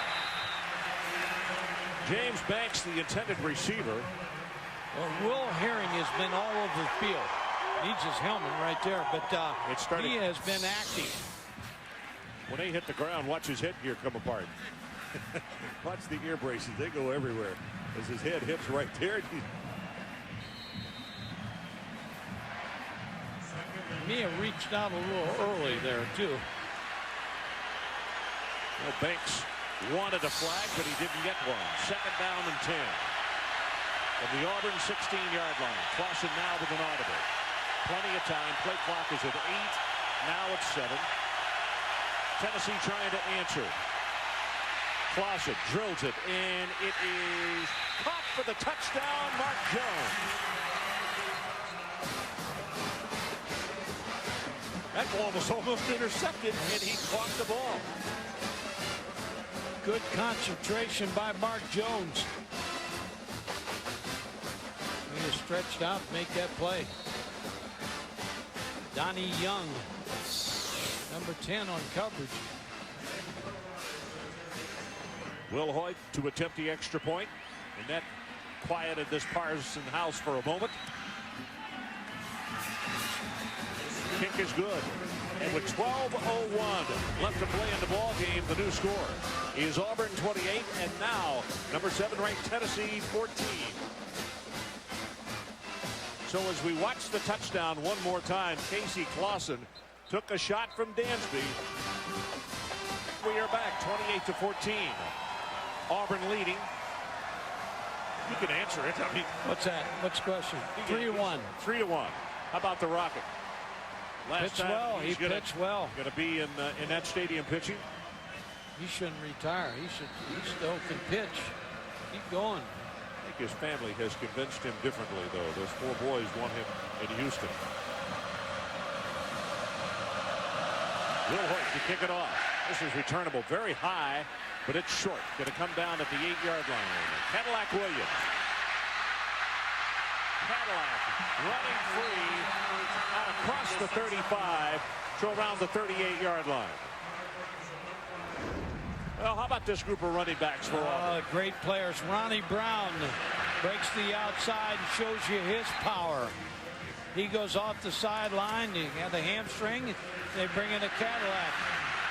He roars up the football field.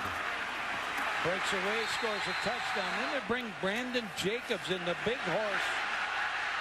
6'4", 257 pounds. They got them all. Thoroughbreds. They had to call him Dooley. He's like a big Dooley pickup truck. Wow. Tough to get in his way. Right up the middle is Williams, and Cadillac will take it to around the 40-yard line. Tennessee fans are thinking about those recruiting days when you were recruiting.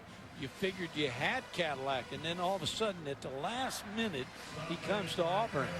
Ronnie Brown, same way. He came down to Tennessee and Auburn. Auburn winning on both those tailbacks. And there's a look at Jacobs.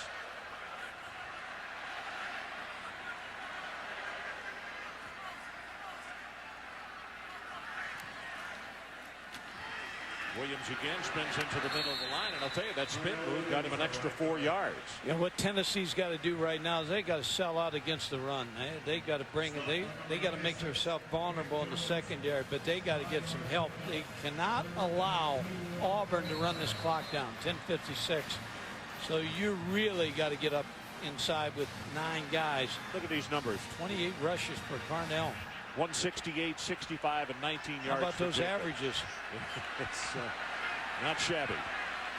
And as we mentioned, only one other time as Tennessee had back-to-back weeks where running backs went over 100 yards. That pass almost caught. McIntyre couldn't hold on, juggling it out of bounds. If you're Philip Fulmer, you want him to pass. Yeah. And that's exactly what Tennessee did. They bloated up the box and said, if you're going to run, you're going to run against an extra couple guys, so they threw the fade. I'm sure Tommy Tuberville would like to have that call back a little bit. Only the 3rd punt of the night by the Auburn Tigers. Cody Bliss, the freshman out of Brentwood, Tennessee, will be kicking away to Mark Jones. Not a lot of clock off for Auburn. Good high hanging spiral. Going to run away from it. Bounce straight up in the air, but now goes into the end zone. Unlucky on the bounce. That is 55 yards in the punt. So let's take a break. Auburn holding on to a 2-touchdown lead, just over 10 minutes to play. Way to look at it. So 10 minutes and 18 seconds left in our ball game, and Auburn with a 28-14 lead. Tennessee can get back in this football game. They're in this game because Auburn helped them on those 3 plays. 2 runs and then the pass stopped the clock. Now Tennessee can move down the field with a throwing game, get in the end zone, get ball back, and let Auburn 3 and out again. And you're right back in this thing. Well, the back was resetting, so the flag has been thrown, and Mark Jones, the receiver. What penalties have hurt both these football teams tonight.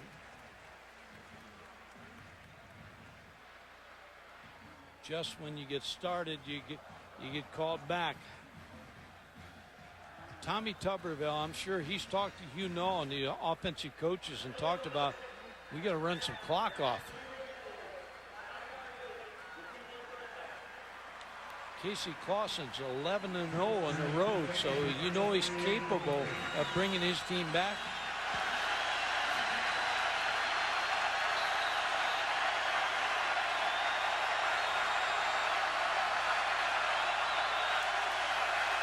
First down and 15. Clausen sets deep, far sideline, drills this one, has it complete, and that's Hannon who will make the reception.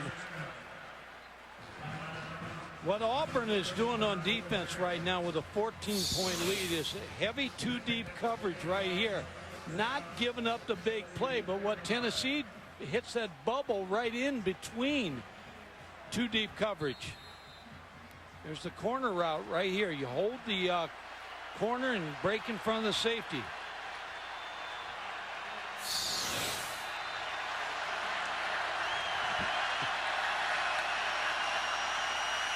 So first down at the 35-yard line. Here comes the blitz. Auburn trying to beat him up, and the pass is thrown complete right over the middle, and a flag has come down, and Hannon has become their favorite receiver all of a sudden. Interference going to be on Auburn, but when now the blitz comes and Casey Clausen and his offensive line pick it up and do a good job and get the ball off to Hannon. The holding is going to probably be on Kevin Hobbs. Pass interference on the defense. That penalty will be declined as the play made 11 yards. First down. First and 10, Tennessee at the 46. Kevin Hobbs, as we mentioned back in the first half, is a walk-on, and he has 2 interceptions, leading the Auburn Tigers in kickoffs.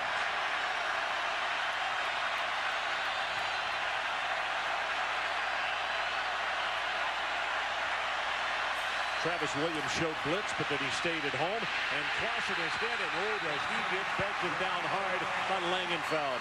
5 times, and Casey has been sacked in his ball game tonight. Now the right side of the offensive line of Tennessee is going to get beat right up here. Langenfeld just going to throw away Sean Young and make the sack on Casey Clausen.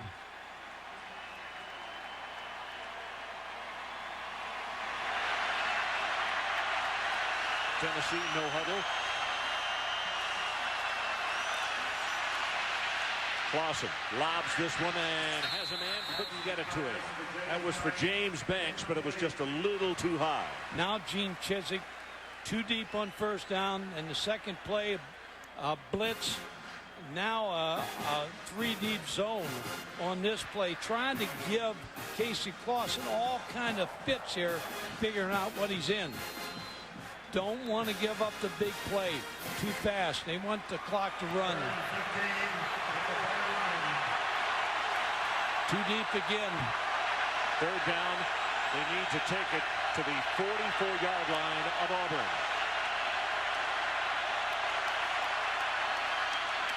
Good protection this time, and a pass over the middle is caught. That'll be enough for the first down. James Banks.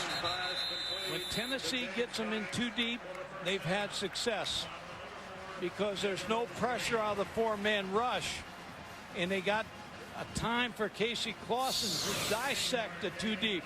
See the both safeties on the hash mark He just waits for James Banks to come on the in route. Now Gene Chizik might heat him up. First down, new line of scrimmage, the Auburn 40-yard line. Here comes a blitz. Clausen gets it away. Complete to Fleming. Hurdles a man, and he's still on his feet and will have another Tennessee first down. Travis Williams in hot pursuit. It's a gain of 11. And Troy Fleming, Woody McCorvey talked about him as a running back. He's the running back coach. He says he make it a point. He's the most unselfish guy on our football team. The ultimate team guy, Troy Fleming. Fleming has gone to the bench, and William Revell will come in replacing him, number 45, the fullback. Clausen looking, still looking, got a man at complete at the 8. Tackle is broken, and it is touchdown, Chris Hannon.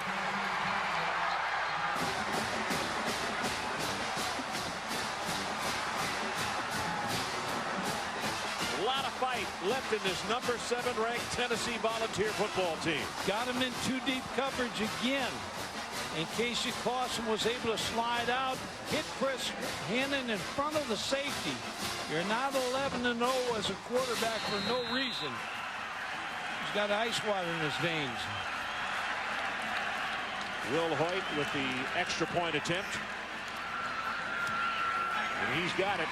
And Tennessee, just like that, with 7 minutes, 53 seconds showing on the clock, is within a touchdown of the Auburn Tigers. He's right in that hole in too deep zone. So let's take a timeout. Dede is the man who missed him. Tennessee within a touchdown. Too deep coverage from Auburn. Chris Hannon's going to come up here and hit the soft spot. The running back's going to hold the corner in the flat, and he's wide open. Casey Clausen does a good job of sliding with the pressure, and now he hits the hole right there in too deep coverage. Hannon's got the football, missed tackle, touchdown. Now turns it over to the defense if they can get 3 and out again. 7 plays, 80 yards, 2 minutes and 25 seconds. Casey Clausen, 4 of 7, 58 yards in the touchdown. Will Hoyt to kick it off.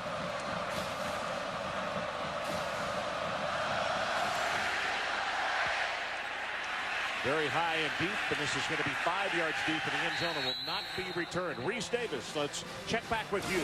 Ron, South Florida, Louisville coming down to the very end. This is a 4th down play, 16 seconds to go. Brian Fisher running the option. Clinton Crosley scores for the Bulls to tie up Louisville. They went into overtime. South Florida scored first. Louisville now getting the ball. And Northern Illinois unbeaten, but down to Ohio under 5 minutes to go.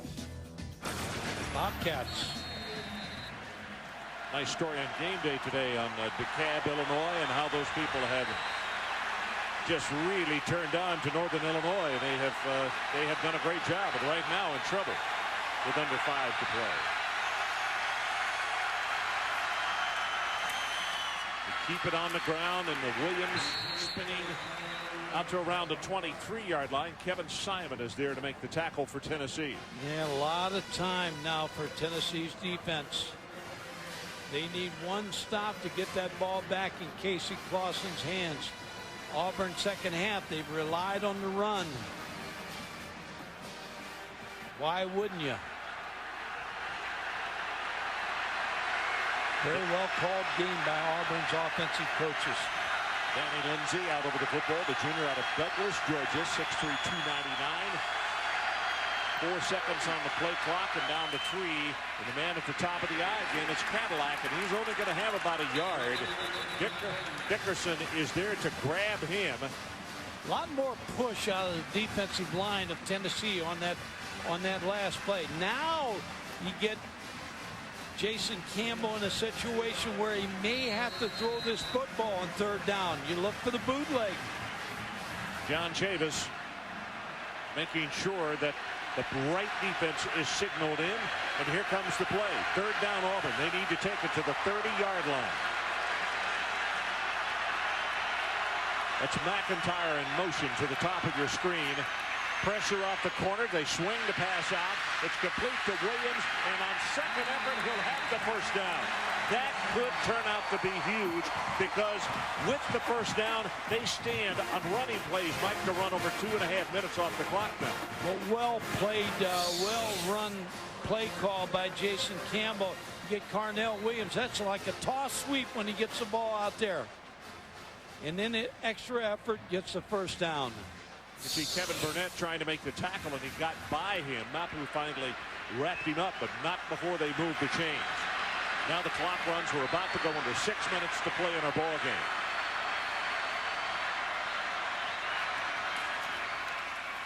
Williams again behind his blockers, and in fact, when he ran into his own blocker, it's like a rear ending, and he went down. See, now Tennessee's front's doing what they are known for. They're getting push up the field, and there's no running lanes for Cadillac Williams. Carlton Neal, number 46, there is the man who got the push.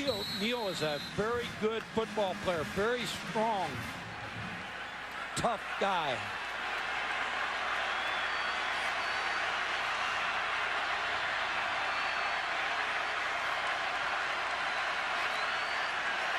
Again, a two-tight in alignment, 2 wide receivers. Williams the only setback. Pressure in the middle. Campbell's going to run. And Campbell will be knocked down hard at the 35-yard line. Now decision time. Third and about 5.5 yards, Mike. Yeah, Kevin Burnett made the play on that. You know, I was talking to the Tennessee defensive coaches before the game. They said the one thing about Jason Campbell, he doesn't run the ball much. He doesn't pull it down and take off. He did on that play. Tennessee, they have 2 timeouts left. If Auburn picks up this first down, then Phil Fulmer and his guys are going to have to start looking at the clock and have to use at least one of those timeouts to slow it down. Under 5 minutes to play. Campbell on third down has it complete. That's mixed. And fighting his way is going to have the first down as Tennessee is trying to strip the ball away. Well, what a big pass by Jason Campbell. On third down, that's a sign of a good offensive football team when they keep those chains moving. Anthony Mix, the guy that was a tight end, they moved him to wide receiver. The coaches, said he has a smile on his face again because he's a wide receiver. Doesn't have to block those defensive tackles and ends. Dickerson was the man trying to strip the ball. As you look at the numbers on Campbell, 11 of 18, 157, and 2 touchdowns.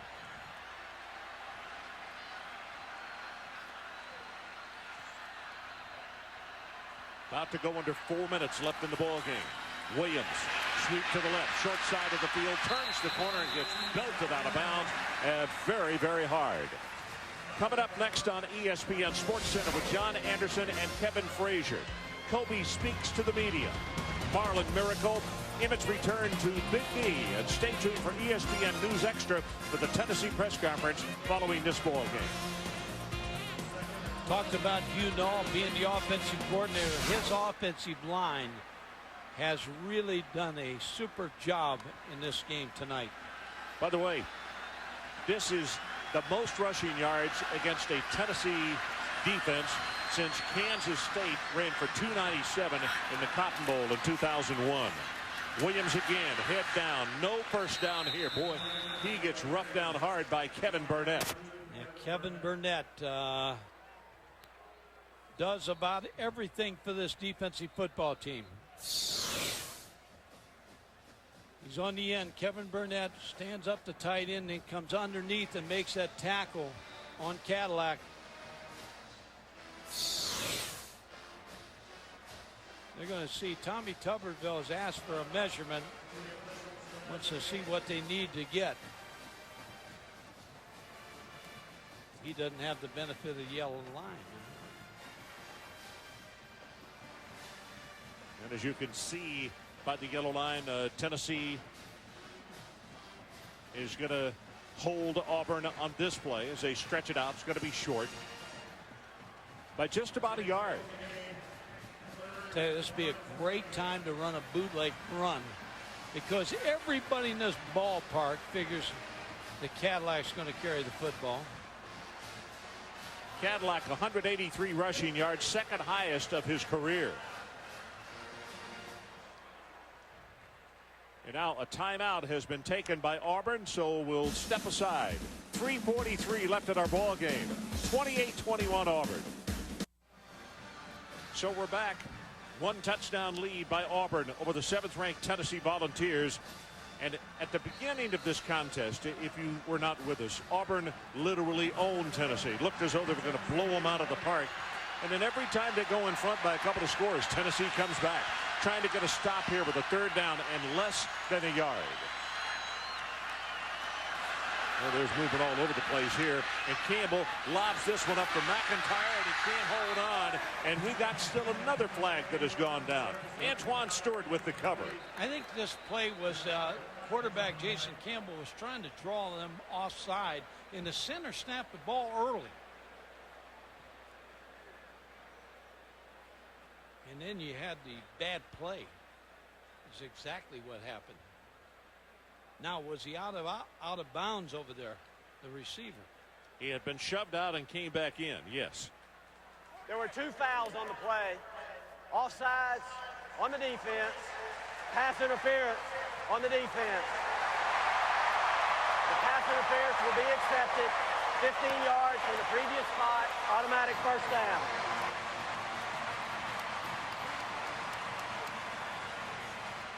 All centers are taught when they jump offside, snap the football. I don't see anybody offside. A little movement there, but I didn't see anybody offside. Now here's the interference.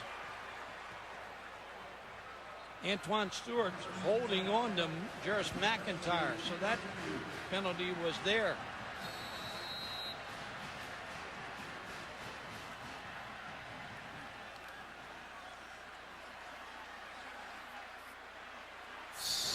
So 1st down. 3 minutes and 36 seconds left to play. Cooper Wallace, the tight end, in motion, hit hard at the line of scrimmage, and Williams will spin forward for maybe one. Jabril Wilson defensively for Tennessee. Still think a bootleg run would be there for Auburn, but when you got Seabiscuit in the backfield, you might as well get Seabiscuit and give him the ball. They're going to let the clock run. Tennessee's got 1 timeout left.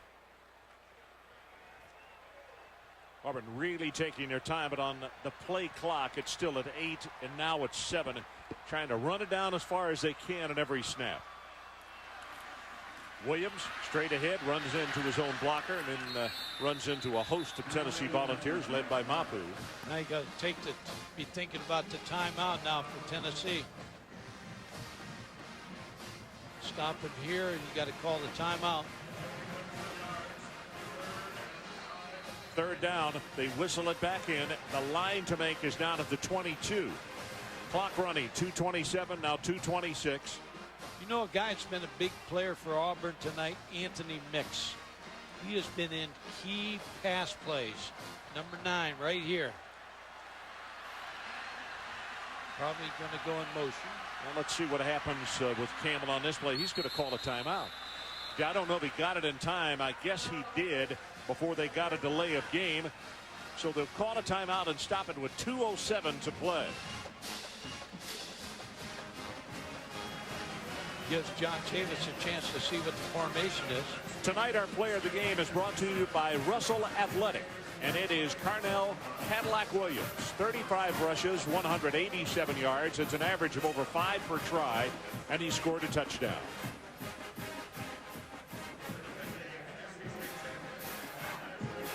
Injured last year in a game that we had down in Gainesville, Florida. Severe injury to his foot. Had to have surgery, but has bounced back, and we asked him. He took a pretty good shot on that thing last week. Western Kentucky. And they, you know, they say he's no worse for the wear, and it's almost like that was a good thing because it let him know that the injury has been taken care of by surgery, and that he can take a lick on that thing without the further injury. If you're in the West now, bad news for the other teams in the West. Auburn's alive. Oh, no question. Very much breathing. And LSU very solid. Arkansas out of the gate. Ole Miss with a big win today. Georgia and Tennessee going to fight for the East. Campbell sets up in a shotgun this time. Tennessee with a blitz off the corner, and Auburn goes with a running play right into the middle, and Mapu is making the tackle. Now you use your last time out, so Tommy Tuberville has a decision now to make.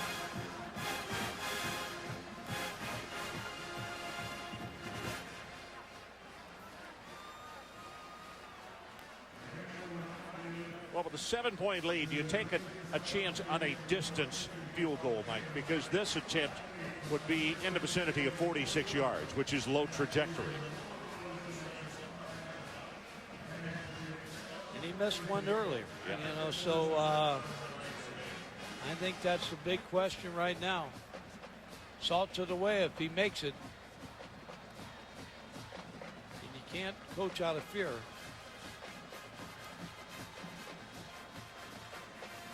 Sports Center coming up next immediately following our ball game. And on ESPN News, back here to the Plains and the Tennessee press conference. So the number 7 team in the nation within 159 of having their streak broken.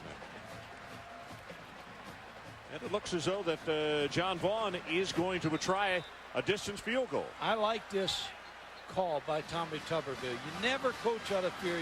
Now he may punt the ball. They may snap it to him and they might punt it right here. But I like the call right here. Either way. 46 yards is the attempt from the right hash mark. He's going to go for it. He's got the distance. And he's no good. Wide to the right. Still like that call by Tommy Tuberville. Now Tennessee, Casey Clausen gets a chance to keep his record intact. If he can take this team down the field and get a touchdown, the extra point, force it to overtime. No timeouts for Tennessee. So for Auburn, 12 plays, 61 yards, 6:01 off the clock, and they come away with no points. The biggest thing for them there, though, is to have run the clock down to 152. Crowd coming to life for the Auburn defense.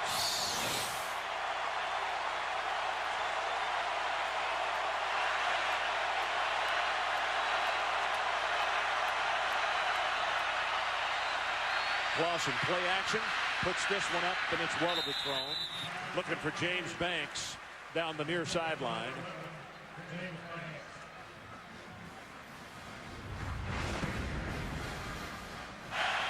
Casey in the second half, 2 touchdown passes. Mark Jones. It's a heck of an effort right there. Does a great job right here. Skating out to find Hannon. Chris Hannon, big target, 6'4". Second down and 10. 1:45 to play in our ball game, and the numbers on Clausen.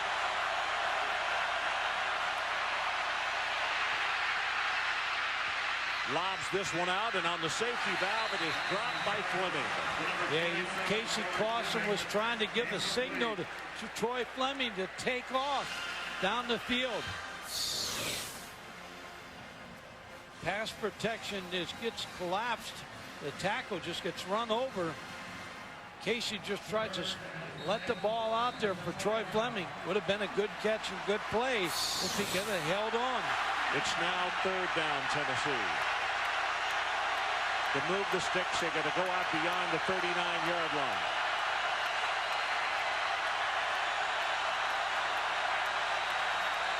Auburn drops off in coverage. They send one, and the pass over the middle is dropped by Hannon.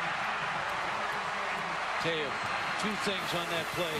Casey Clausen was hit, and with the blitz in his face, threw that football to Hannon, and it was right there. Chris Hannon took his head upfield. Now watch, first of all, the pressure right there in his face. Chris Hannon moves his head up the football field. Darius Thomas was the guy that hit Clausen. So it comes down to this. 4th down and 10, Tennessee. They're down by a touchdown. with 1:31 to play.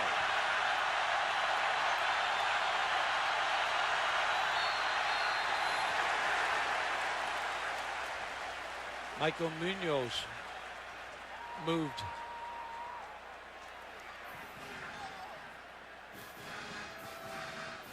Penalties tonight against Tennessee, 10 for 71 yards. Start on the offense, 5-yard penalty, 4th down. Happens on road games. South Carolina moved a bunch last week. Now Tennessee having the problem with the Auburn crowd.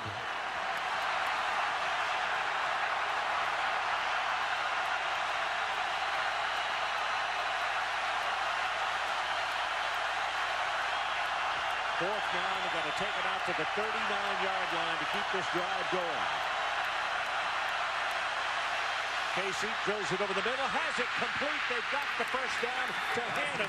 He caught this one, and they'll have a first down at the 45-yard line. Now, we've been talking about the offensive line of Tennessee. They've picked up the rush of the defensive line, giving Casey Clausen time to thread that pass to Hannon.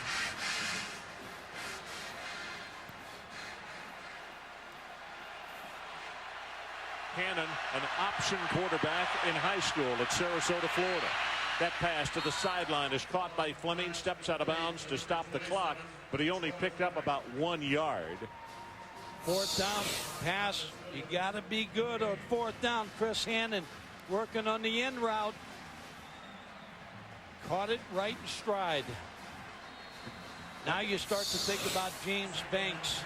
I really like Hannon. Yeah. Good target, 6'4". Yep. And he's going to gain some weight. He's pretty slightly built, but by this time next year, he'll be 10 to 15 pounds heavier. 2nd down and 10.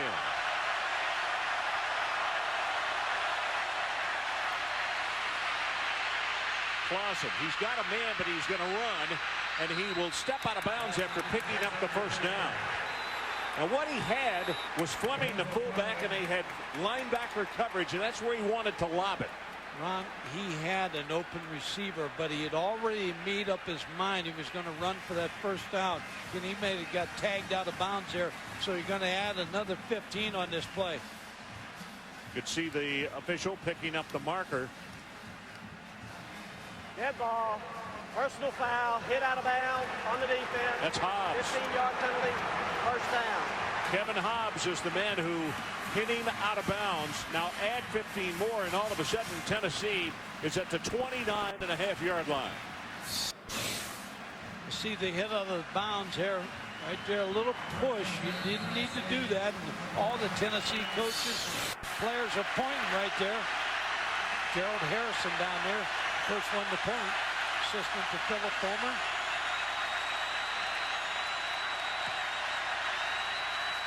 Clausen on first down. They pick up the blitz, and the ball is intercepted by Auburn, and that is Rogers.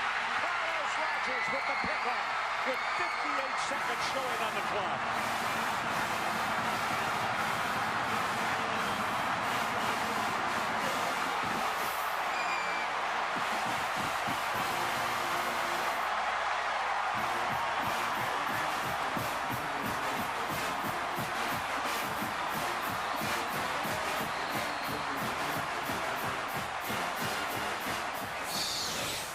Jones was the intended receiver. Carlos Rogers breaks in front of him. Picks that football off. Mike, it's the first pickoff, and one of the things that the Auburn coaches talked about is this time last year they had a dozen between interceptions and fumble recoveries, and they're like less than half this year. They'll go on one knee. Tennessee has no timeouts remaining. 50 seconds down to 49. Auburn's back. They got to go to Arkansas, but they're back. They're back in the SEC. They got confidence. They answered a lot of questions tonight. Tennessee still alive in the East. All they got to do is beat Georgia next week. Get right back in that lead. Very capable of doing that. Jason Campbell will take a knee, and that should be the final play of this ball game. Tennessee, the number 7 ranked team, will fall to the Auburn Tigers as the two coaches meet at the 40-yard line to shake hands. And it is the Auburn Tigers who come away with the upset. 2 seconds, down to 1, and the Tigers have pulled it off. So our final score, Auburn 28 and Tennessee 21. Coming up next on ESPN, it's SportsCenter, and over on ESPN News, it's the Tennessee press conference. For more, log on to ESPN.com, your home for college football on the internet. And now for Mike Gottfried, Adrian Karsten, and our entire crew, I'm Ron Franklin. This has been a presentation of ESPN, the worldwide leader in sports. Good night, everybody, from Auburn, Alabama.